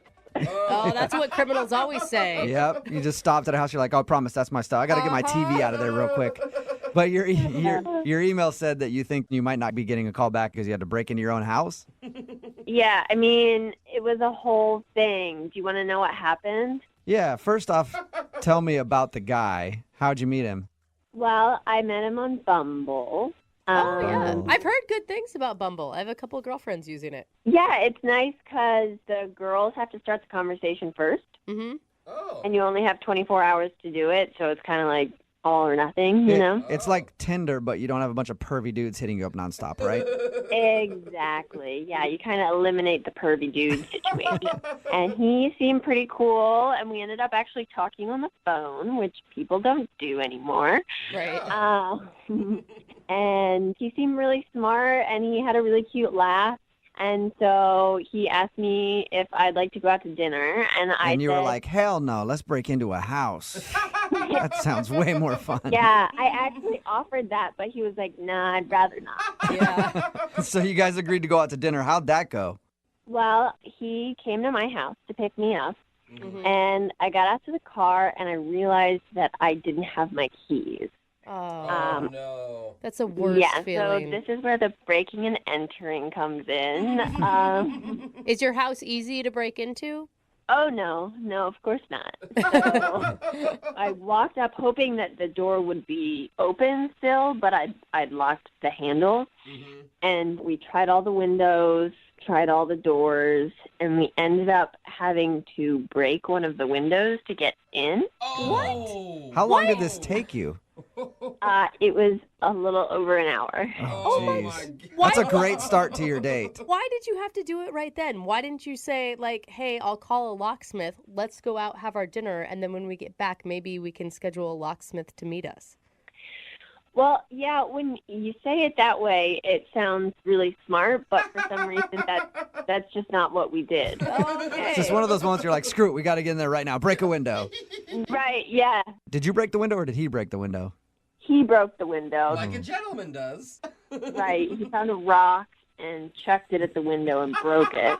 Oh my gosh. So did you end up getting into the house after the broken window? Please tell me you did. Yes, thankfully my cat was okay. She wasn't anywhere near the window. And then, like, I mean, it was really dangerous, but he climbed in the window then. Oh, man. Yeah, really sweet and nice of him to do. Here's the best part, though, guys. He got in, and he unlocked the door, and I got in, and then I spent like 15 minutes searching the house, only to realize that my keys were in my purse the whole time. Are you serious? That sucks. You didn't dump your purse out before you spent over an hour trying to break into your own house? I mean, I swear I looked in there like 2 or 3 times, and they were not there. What was his reaction to that? I mean, I just kind of tried to play it off. Like, it was funny, right? That's funny. I would have had a laugh at it. I mean, I could see it being a funny situation, especially on a first date. Right. I mean, that's one of those things that you're like, you know, when we're married, we're going to look back at this and be like, oh, gosh, remember when Maria left her keys in the house? You didn't say that to him, did you? No, I didn't. Okay. I just said, oh, gosh, sorry. Yeah, it'll be cool. Because I was going to say, if you drop the married thing on him, that might be the reason he's not getting back to you. No, I swear I didn't use the word marriage. Okay. So were you able to salvage the day at all? Well, at that point, we'd spent pretty much our entire date trying to break into my house, and he'd cut himself a little bit on the window. Of course. Not bad. Like, he didn't need stitches or anything. Oh, my but gosh. we just kind of decided to call it, and we said that we would meet up sometime next week for a real date. So he was bleeding after spending an hour outside your home. Yeah, kind of waste your appetite, I think. Did you guys ever meet up? No. Really? That was the last you saw of him? Yeah. So I texted him a couple times, and one time he didn't respond, and then another time he was like, yeah, you know, we'll catch up sometime. I'm just really bogged down with everything at work right now. But Do you really think that he wouldn't be calling you back just because you guys had to break into your house and you forgot your keys? I don't know. I mean, it seemed like we had fun with it, you know, and we made light of the situation, and I totally assumed that he would hang out with me again. And so I'm just having a hard time understanding if that's really what it was or if there's something else. All right. Well, we'll play a song, come back, call him, and get your second date update, okay? Thank you. You're welcome. Hang on. Moving 92.5. Brooke and Jubal in the mornings. Second date update. If you're just tuning in for today's second date update, Maria is on the phone with us. She had a very interesting first date with a guy named Aaron. They spent the whole date breaking into her house. She thought that she forgot her keys when he came to pick her up. She searched everywhere. Ultimately, it ended with him breaking a window, crawling inside, cutting himself, and then opening up the door, only for her to find out that the keys were actually in her purse the whole time. Oopsies. That's the only reason you can think of, Maria. Nothing else on your date. No other reason why he wouldn't be calling you back. There was nothing else that happened that I have been able to think of. When he left, he said, I want to reschedule this. Yeah, I mean, I said, let's hang out again, and he said, okay, great. Oh, that's... Yeah, so it seems like he wanted to see you again. Well, he did cut his hand on your window. Maybe he got an infection and is no longer with us. Oh, no. Could have happened. God, I hope not. Well, we'll find out right now. I'm going to dial his phone number, okay? Okay. All right, here we go.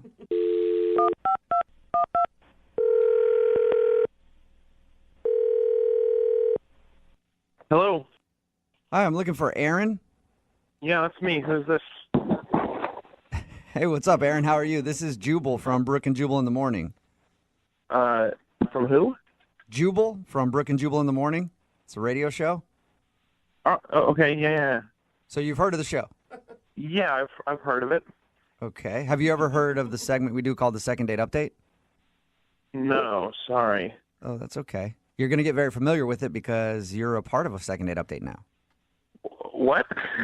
It's a segment we do on our show where if you go out on a date with somebody and then end up not calling them back afterwards, they email us to see if we can get you on the phone and ask what went wrong. So a girl named Maria emailed us about you. Oh, okay. Oh, that's the excited voice, right? Yeah. She told us a little bit about your date. Didn't sound like much of a date, just breaking into her house basically when you came to pick her up. Oh my God.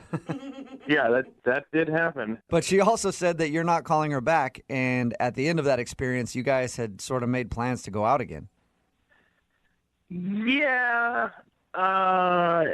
Yeah, it just doesn't seem like it's really a great fit. You know, like it seems like, I don't know, I don't want to be mean, but it just seems like it would be kind of hard to actually date her. Oh. Why is that? I don't know. It feels like we're on different levels, if that makes any sense. Is it because you had to break into her house because she forgot her keys that were actually in her purse? No, it's not that at all. That was actually pretty great. I don't get to break a lot of windows. That was really fun. Oh, so you did think that part, well, the only part really of your whole date, you had a good time with her. Yeah. If every girl wanted me to break into her house, I would totally be fine with that. That's a fun adventure. Yeah. Okay. Seems like an exciting time. I thought the blood would definitely be like, well, I cut myself and I'm leaving. Oh, it was super minor, and she had bandage. It was not a big deal. Okay. So then what's the reason that you're not calling her back? Why don't you feel like you're on the same level or whatever you said? Well, so while we were around, like, one of the sides of her house trying to find a window to get into, we were talking. We were trying to have, like, salvage a date out of this. Right. And this is the first time we've talked in person, so we were chatting, So and... You're having, like, first date get-to-know-me conversation over trying to jimmy a window open to get into a house. Yeah, we're just making, like, small talk or whatever, so we're talking about TV shows that we're watching, and we both love Game of Thrones. Okay. Which is my favorite show. I'm not going to spoil anything, but we were talking about it, and she said something that seemed kind of weird early on. She just said, it's weird that 1,000 years ago people had to worry about getting eaten by dragons. But she was joking, right? I mean, that was being That's silly. what I thought. So I laughed. I thought that was funny. And she heard me laughing, and she was like, what? Dragons are bad. Just like that. Just like that. Okay, So she still thought funny, dragons were real. At this point, I don't know what she's thinking. Is this some sort of issue? Is she messing with me? Is this like some test? Like, will you break a window? Do you think that I think dragons are real? Like, it's all some elaborate first date test, you know? And so I don't know. So I'm like, I'm sort of feeling it out, and I laugh, and I think we're having an okay time. Mm-hmm. And she keeps talking about like what this time period would have been like to live in, not this universe, this time period. She actually said Game of Thrones is my favorite period piece. So maybe she just used the wrong wording. Like, there's no way she actually thinks it's like a reenactment from real life. As far as I can tell, like, she doesn't think like there were cameras there, obviously. Like, she thinks it's like based on a true story, like that. No. But then she got into like how it's weird that wizards and witches just like aren't around as much anymore. Like, they sort of disappeared. At any time did you explain to her that Game of Thrones is made up and it's not a documentary? Look, man, if she thinks that's true, then I don't want to break her heart. I don't want to crush her and tell her about the terrible world. And if she's messing with me, I don't want to admit that I'm fooled. There's no win situation. Yeah, I guess you're screwed. Hey, Aaron, I do want to let you know, though, that you might have crushed her. What do you mean? I mean that she's actually on the other line listening to this conversation, and Excuse she me? might have just found out that Game of Thrones is not real. Maria, are you still there? I'm not stupid. I know that Game of Thrones isn't real. It's not a documentary, but it's based on true events. I mean, I hope you're messing with me. I hope that this is just a really good joke. No, it's like the Renaissance, you know, like that stuff. What? It's like that show Vikings, you know, like what are you trying to say, that Vikings aren't real? Vikings are real. They existed. Dragons did not exist. Well, they don't exist anymore because humans killed them. What are you talking about, Maria? Are you guys screwing with me? Are you all in on this prank? No, thing? we're not at all. I promise you, Maria wanted to call you to find out what went wrong on the date. I should have known with the window you guys were that somebody was setting me up. This whole thing. No, this is not a setup. I promise you. Maria, do you really think that dragons existed? They did. I read history books about them. Sci-fi and history books are not the same thing. That's what I'm not dumb, guys. Like, I know that the Game of Thrones story is dramatized, but like dragons actually existed in the Renaissance. You can read about it, and like witchcraft and wizardry was a thing. Well, that part's true. Sort of. I don't know which books you're reading, Maria, but I want to read them. It's in tons of books, and you can start by reading the Bible because it's got all of that. Wow. All right. I know that they exist, and I have proof. You don't even have to read the books. Like, I'll send you the Wikipedia link that I found, and you can read it yourself. So you're serious? You really believe this? 100%. I believe with all my heart that dragons used to exist, and I'm afraid that they'll come back. Oh my God, you guys! Science is not a belief system. It's the Bible. Read it. Are there dragons in the Bible? Well, Maria, what do you think about that being the reason that Aaron's not calling you back because he disagrees with you on the whole dragons being real things? I don't like the tone of this whole thing because it feels like everyone's making fun of me, but Aaron is the ignorant one. I'm not making fun of you, Maria. I haven't read what you've read. What are you And I'm not as educated as you on the subject, so I can't claim to know anything about dragons. No, Jubal. Well, you should do that because it's an interesting subject. Okay, I will. At this point, I would like to ask Aaron, though, real quick. Aaron, would you like to go on a second date with Maria? We will pay for it. I mean, at this point, I don't know if she wants to go on a second date with me, but I'm kind of curious where this goes. Are you being serious? Hear that, Maria? You want to go out with her again? She's fun. Dude. You know what? Like, I'm up for it. You know, like, you only get one chance in life to have this kind of fun, right? Oh, my God. Maria, would you like to go out with Aaron again? Yeah. You guys can hash out the whole Game of Thrones thing in person. If Aaron is open to hearing me out and reading my books, then yes, I would consider going out with him again. Yes. Aaron, can you promise to go into this next date with Maria with an open mind about dragons? Absolutely. Oh, wonderful. Congratulations, Maria. You got your second date. We did it. I love you guys. Thank you so much. No, Maria, thank you. Thank you for today's phone call. That was awesome. Brooke and Jubal in the morning. A lot of people are texting in at 78592 saying that dragons do exist and we're all wrong. Oh, God. What is going on? My mind is starting to hurt. I don't know if I should be more scared that dragons might actually exist because they're scary, or I should be scared that people actually believe dragons exist. We're talking about today's second date update. If you missed it, Maria wanted to call Aaron. They spent their entire first date breaking into Maria's house because she thought that she forgot her keys. Aaron ended up getting his hand all cut up by smashing a window, only to find out that Maria's keys were in her purse the whole time. And when we got him on the phone, he said that while they were trying to get into her house, they were talking about Game of Thrones, and she legit believes that Game of Thrones is real and dragons were real. Mm-hmm. She said she even has proof of this, and that we're all closed-minded and ignorant for not believing that dragons actually used to fly around the world and burn people with their fire breath. Yeah. Wow. It's pretty crazy. Yeah, I it is. mean, Also, you guys know Stranger Things is real, hey, too. you know what? Oh, I yeah. got a couple potions that I could sell her that will protect her from those fire-breathing dragons. She will buy If them. she needs them, she should call me. Surprisingly, Aaron actually wanted to go out with her again, though, despite her crazy history lessons. Well, maybe he can actually educate her. Like, I think that this could be a good thing. Or for he knows everyone. that she's super crazy, and crazy people are always good in bed. Oh, So that's what he's excited about. Remember, if you want to do a second date update, all you have to do is email the show, and we will call the person who didn't call you back. Brooke and Jubal's second date update. Nothing is sexier to a woman than a hot computer programmer making all that dough rolling around town in his badass automobile with Italian leather seats, sitting next to a dude that smells like bum pee. I'm, of course, talking about riding the bus. There's nothing sexier than a computer programmer who rides the bus. Am I right or am I right? And that's who's on the phone with us today. His name is Adam. He's a computer programmer who has a bus pass. And I point that out because he actually made his date pick him up for his first date. Her name is Robin, and that's the girl that he wants to call today. Adam, what's up? How are you?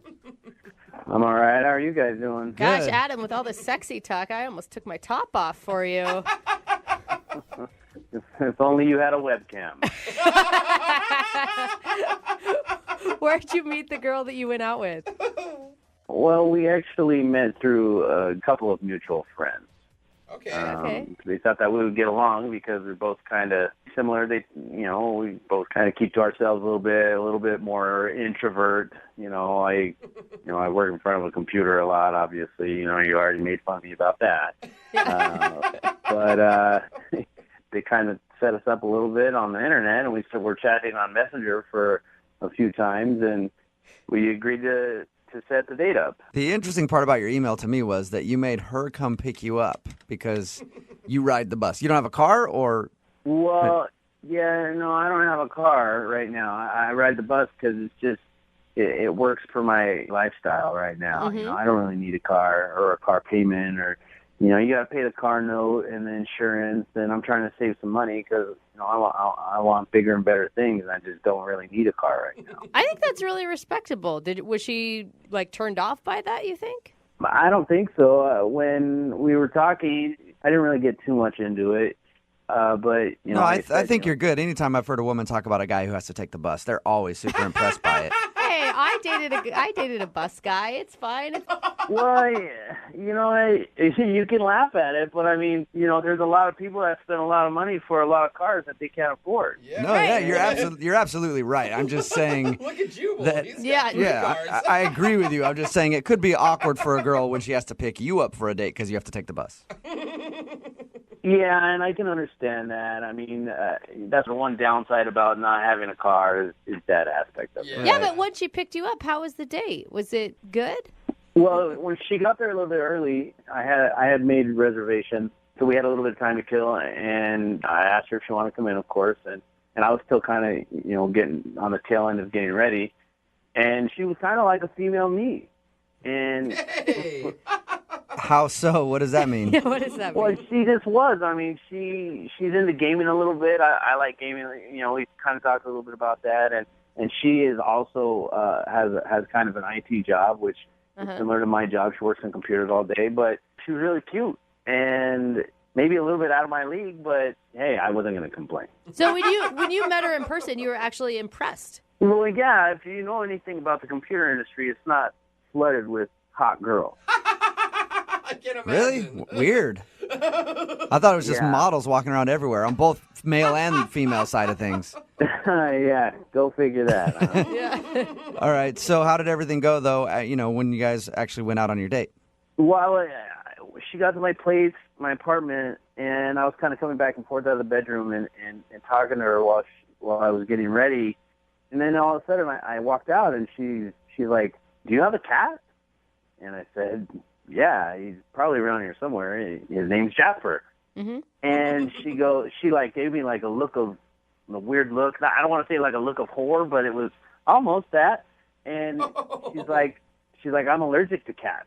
Oh. And I was like, "Yeah, okay, well let's get out of here. I'm ready to go." I was putting my shoes on. She's like, "No, I'm just not really feeling very well." And she said she had to go, and she had to go take some medicine or something, and she took off. How serious was this cat allergy?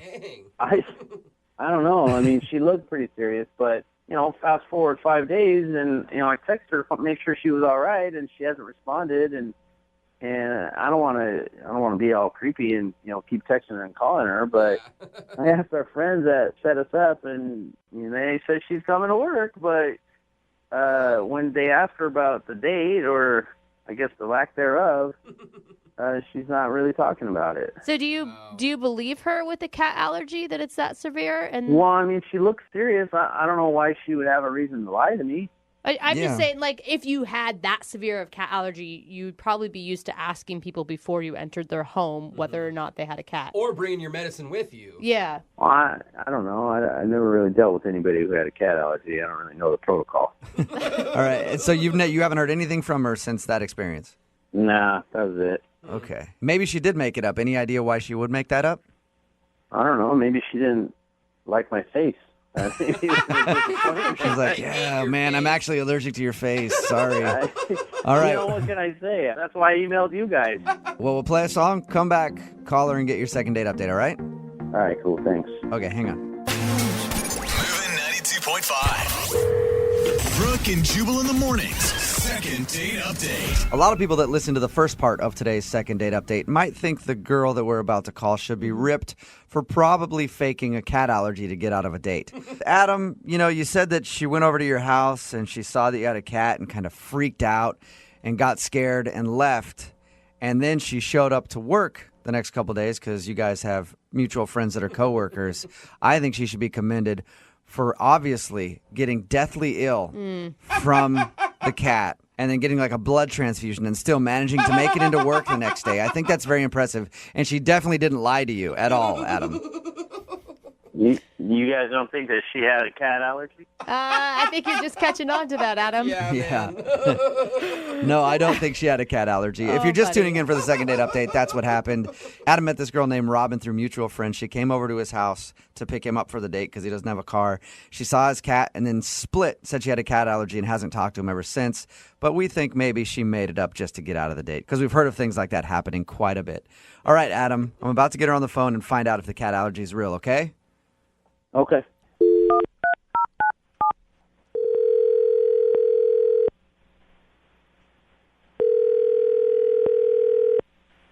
Hello. Hi, can I speak to Robin, please? Yeah, this is Robin. Hey, Robin, how are you? My name is Jubal, and I host a morning radio show called Brooke and Jubal in the morning. A morning show? What do you mean? It's like a radio morning show, We play a bunch of really bad music and talk in between it. Why are you calling me? So we recently got an email from a guy named Adam. That's weird. Why? Because you guys recently went out on a date and now you won't call him back. It's a segment we do called the Second Date Update. We do it on our show all the time. Adam told us that you guys met through mutual friends and that you were supposed to go out on a date, but right before you guys were about to leave his house, you said you had a cat allergy and then left. That's true. Okay, It's your story. I don't know what else you need to know. That's what happened. Okay, well, we're all speculating that maybe you were lying about the cat allergy. Is that true? I don't want to talk about it. You don't have a cat allergy. I don't know about that. So, did you lie about it? You can tell us. I don't think I want to talk about it, you guys. Oh, But why would you leave right then and not even give him at least the effort of just one date? I had a good reason. Just let's leave it at that. Okay, I just want to move forward and forget about it. Well, can you just tell us a little something? I mean, we talked to Adam. He seems like a really nice guy, and he's just kind of confused. Creepy. Did you say creepy? Creepy, believe me, creepy. This phone call is creepy or Adam is creepy? That's a good question. Adam is creepy. What did he do that was creepy? You barely spent, like 15 minutes with him? It was enough.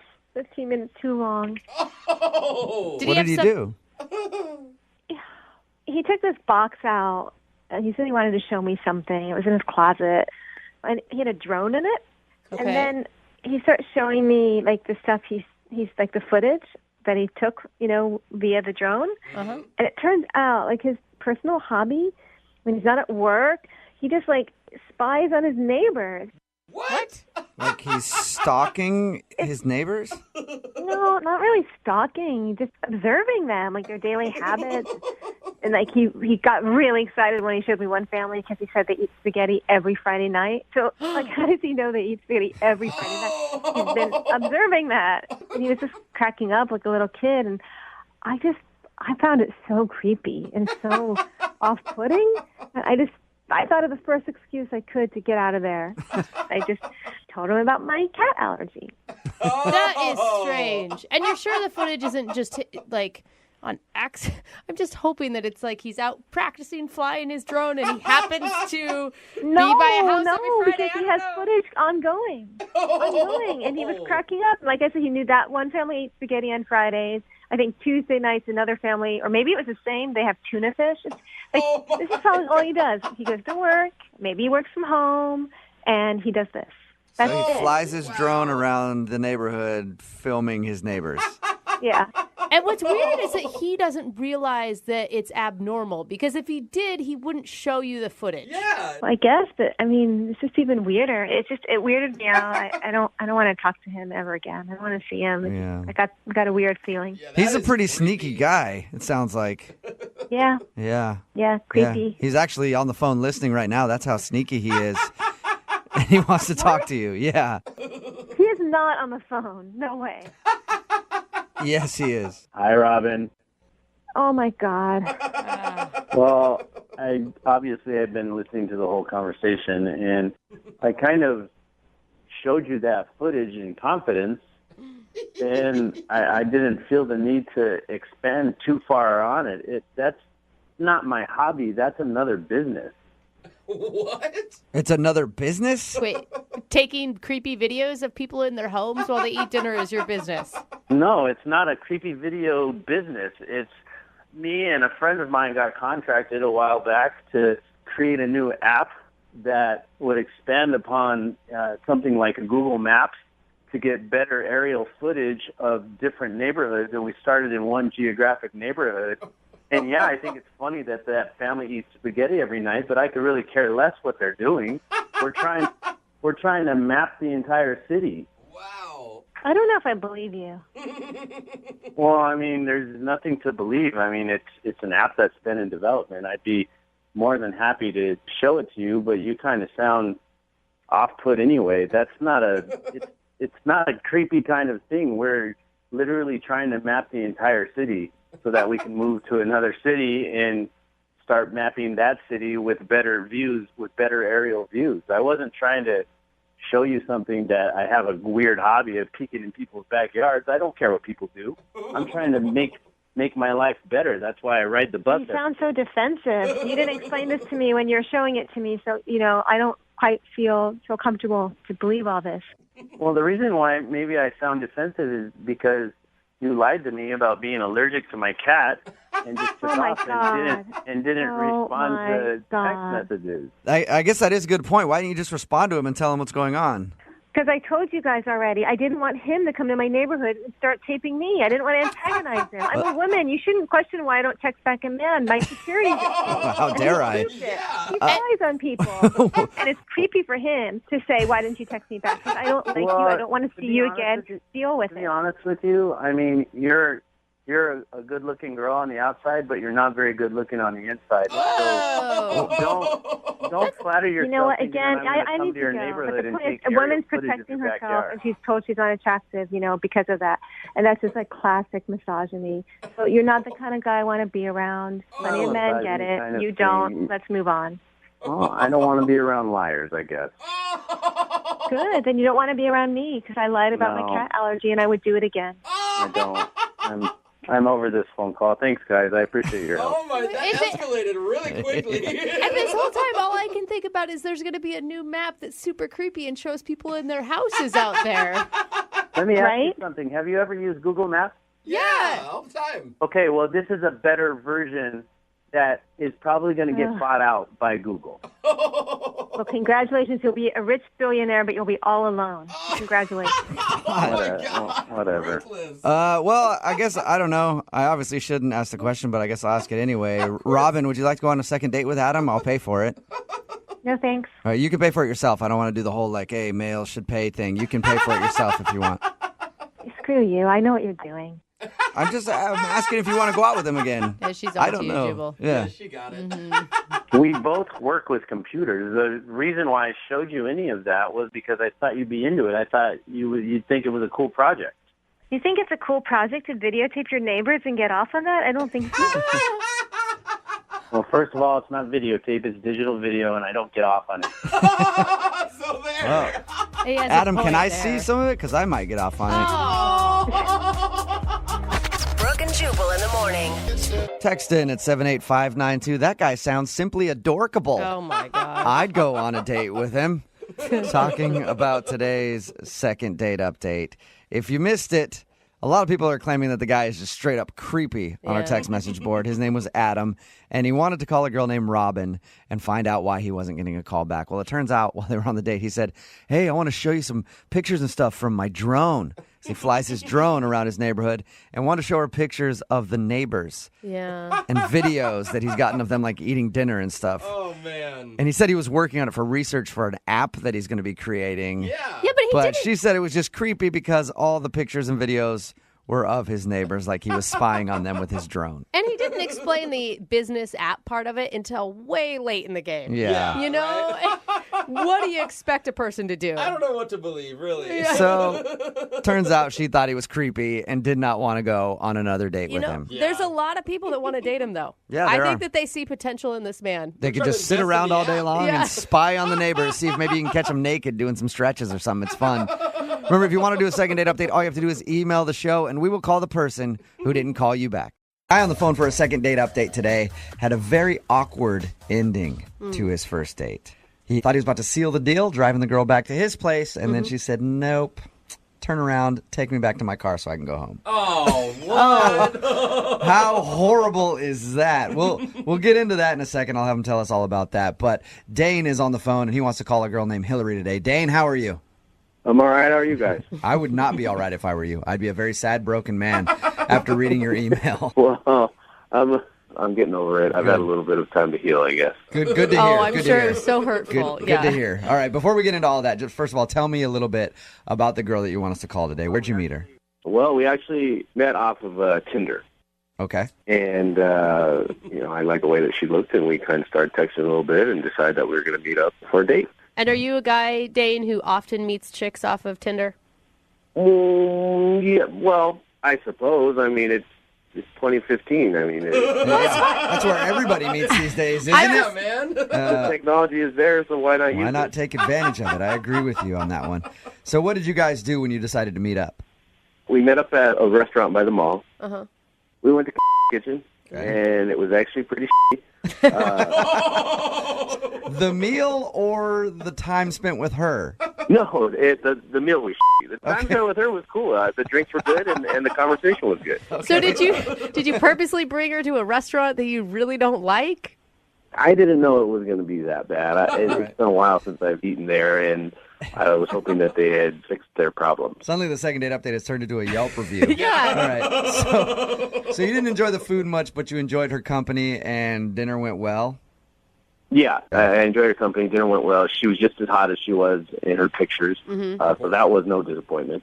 And was your goal here the entire time to hook up with this girl because you met on Tinder and you just wanted, or are you looking for, to actually date someone? Well, I mean, isn't that everyone's goal eventually is to hook up with somebody? Some people want to have a relationship with a person. Other people just want to have one night. Well, I mean, I live by kind of the mantra kind of that, you can't go in expecting too much. Yeah. So if something came out of it, great. But you go with the flow. You hook up, never talk to her again. That's cool. You hook up and then have a relationship with her. That's cool too. Right. But this chick was really cool, and I'm just kind of at a loss, that she hasn't called me or returned any of my text messages or phone calls. Well, the big thing that I picked up from your email was the car ride back to your place. Tell me a little bit about that. Oh, okay. Well, here's what happened. After dinner, we went to go see a movie. And it was a pretty good movie. During the movie, she kind of leaned her head on my shoulder, and I was like, okay, this is nice. So I figured, it's go time. What? It's go time because she put her head on your shoulder. Did she also make eye contact once and you knew? No, it's like... I hope that you tried to, see if she was actually interested. It was just, head on the shoulder, and then all of a sudden you're unzipping your pants. No, it's not like I did the old hole in the popcorn bucket trick, So that's go time for you, huh? I just thought she was getting comfy with me, so I just figured, let's get out of here. So you figured, let's get out of here? Yeah, it was towards the end of the movie, so How do you do that, Dane? Well, she didn't not go. She put her head on your shoulder and you just turned to her like, yeah, I know what that means. Get out of here.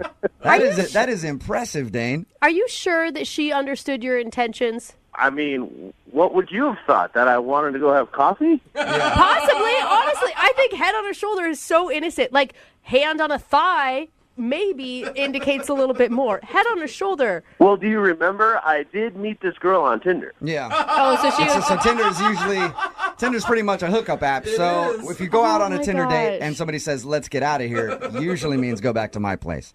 Yeah, and on her Tinder profile, it's not like, some people on Tinder, they say, I'm not here for hookups, swipe left. And she didn't have that. Okay. Oh, so obviously she's into it. Regardless, she agreed to go in your car with you wherever you were going when you said, let's get out of here. That says a lot to me. And she had her own car. Yeah. Okay, so what happened in the car ride then? We were just kind of chit-chatting about halfway over to my house. She gave me the old, I shouldn't do this routine. Okay. And she asked if I would drive her back to her car. And so I said, are you sure? And, she was, I guess.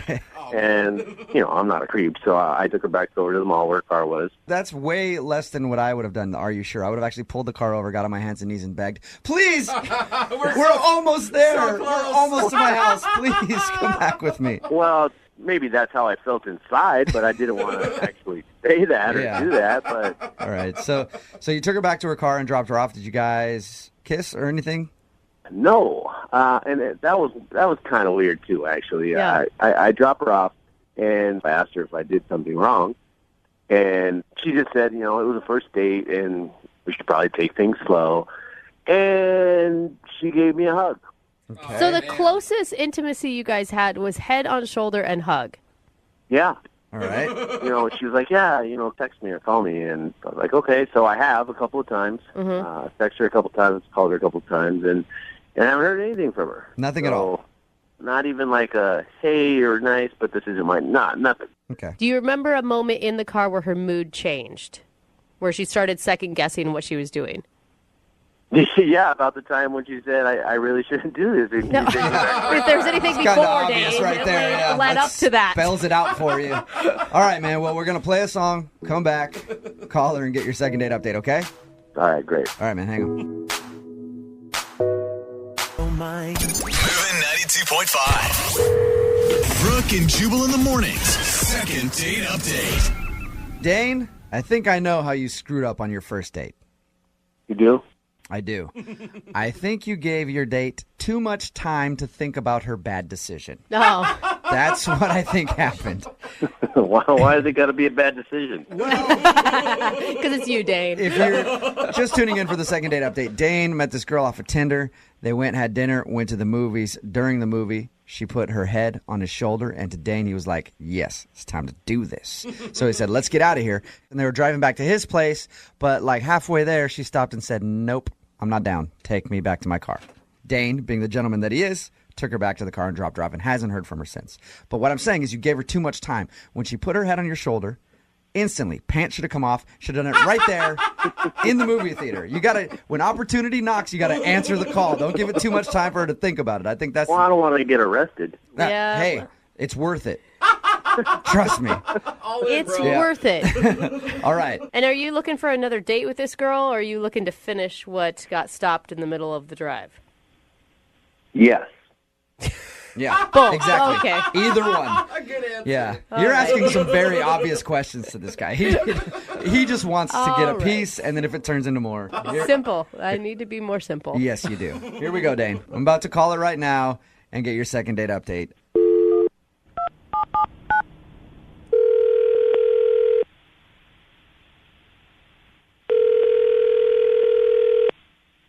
Hello? Hi, can I speak to Hillary, please? This is Hillary. Hey, Hillary, how are you? This is Jubal from Brooke and Jubal in the morning. Hey. Hey. What's going on? Who is this? Jubal from Brooke and Jubal in the morning. I'm calling you because somebody recently emailed us about you. Huh? I recently got an email from somebody who wanted us to get in touch with you. His name is Dane. Okay. and you went out on a date with Dane a little while ago. Remember him? Yeah. Okay. Well, Dane really enjoyed your time together. He told us a little bit about your date, but he actually wanted us to get you on the phone to find out why you're not calling him back because he would love to see you again. I'm just not really interested anymore. Okay. He told us about your date. He said that you guys are actually on the way back to his house and you told him to turn around. He told you about what actually happened on our date? Yeah. Yeah, because we weren't going to call you out of the blue without knowing what he thought of the date. So we talked to him a little bit about it. And he said he had a great time. You went to dinner and a movie, and then he was hoping for more, and then you asked him to turn around and take you back to your car. Well, yeah, that kind of happened. Did he say something to you to make you have a change of heart? Well, you really shouldn't ask somebody on the first date what their favorite type of condoms are. That was honestly a question he asked you? Yeah, that threw me off, dude. Yeah, I would think so. How did that come up? How did that come up? Yeah, I've been on a lot of dates before, and I've never once asked anybody what their favorite condom is, let alone on a first date. Yeah. It was just like that. It was just kind of like out of the blue. Like 1 minute we're talking about how awful dinner was, and then he's like, so, hey, what's your favorite type of condom? That's even a creepier way to put it. Not what kind of condoms you like, what's your favorite condom? Yeah. It kind of almost sounds like he's calling you slutty a little bit. Like, hey, you must be a condom I know you connoisseur. use a lot of condoms. What's your favorite one? I know. Like, seriously, like, that was just offensive. Like, what kind of girl does he think that I am? Did you answer him? No. I was like, no, I think that maybe we should just call it a night. Yeah, Go back to my car. That's a way to kill the mood, I think. Absolutely. I don't even like having to go grab one like from my dresser drawer. I feel like it kills the mood, you know what I mean? But then to be like, hey, I hope this one's appropriate for you. Let me pick out your favorite. Yeah. I got a whole plethora of sizes and shapes, whatever you want. Oh, man, Hillary, I'm sorry that you had to go through that. Thank you. Yeah. I should also tell you that Dane's actually on the phone and listening to this, too. What? Yeah, he's actually on the other line. Hi, Hillary. Oh. I'm really kind of floored. Like I didn't realize. I'm sorry. What can I really say? I'm sorry that you got offended, but I'm not sorry for asking you that question. Oh, wow. Because I think it's kind of a fair question to ask. I thought I was being nice. What? Polite. Are you serious? You thought that I was that kind of girl? Well, I don't Hello? think you're a particular kind of girl, but we were heading back to my house. We left the movie a little early. We were heading back to my house. I mean, maybe I just had the wrong assumption. I mean, yeah, maybe, you think? Maybe? Possibly? Well, when you got in my car, maybe it would have been nice to tell me that, hey, I just want to cuddle or something like that. I thought it was actually a pretty logical question in this day and age. Logical? You think that's logical? Like, it would have been nicer if you would have just asked what kind of flowers I like, not what kind of condoms I want. What? Why would I ask you about flowers when we're about to go back to my house and have sex? I might ask you about flowers You the don't next know morning. that's what's going to happen. You don't know that. Well, come on. I met you off Tinder. Come on, There you go. That's good rationale right there. Just because I met you off Tinder doesn't mean that I'm going to sleep with you, you moron. All right. I don't know. Why were you going back to my house? I'm so confused. And Hillary, why wouldn't you have just told him at that point, hey, we're not going to need condoms because we're not doing that? Well, I said take me back to my car. That was enough. Well, I think the polite thing was to ask you what kind of condoms you want. The impolite thing was to not call me back. Yeah, there you go. You're the one who's wrong here, Hillary. Hey, Hillary, would you like to go on a second date with Dane? I will pay for it. I really would like to. Hell no, I will not go out on another date with him. All right. I kind of figured as much. Well, Hillary, thank you very much for your time. I appreciate it. Sure, thank you. The one thing that I do need to know, though, is what is your favorite kind? ribbed for her pleasure. Nice choice, girl. That's all you had to say. Brooke and Jubal in the morning. Got a text in at 78592 says, that dude had a point. They were on the way back to his house, but it's still a very awkward question. That guy is just dumb. They're talking about the second date update. It's Brooke and Jubal in the morning. I'm moving 92.5. This guy, Dane, wanted us to call this girl Hillary back after their date. Didn't understand why after they had saw a movie and they were heading back to his place. She said, turn the car around. We're not going back there. Well, on the way there, he looked to her and said, what's your favorite condom? Because apparently he didn't have any protection in his house and wanted to get some. But that's a very weird way to phrase it, and it made her feel awkward, and it killed the mood, and she doesn't really want to see him again. Good for him for using protection. We'll give him that. That's a positive. Yeah, but always take it with you, or stop at the store and go, hey, why don't I grab a bottle of wine, some vino? Say it like that, too, and then bite your lower lip after you say it. But disguise it with something else. Like, I'm going to grab some wine, and then you go in there, and then you just, like, clear the condom aisle out. And you come out with, like, a bag full of condoms and, like, beer. You know? They also have just try to disguise it a little bit. boxes where you can get, like, a multi-pack, so you just have some options. Remember, if you want us to do a second date update, all you have to do is email the show, brookandjubal@moving925.com. We will call the person who didn't call you back. Moving 92.5.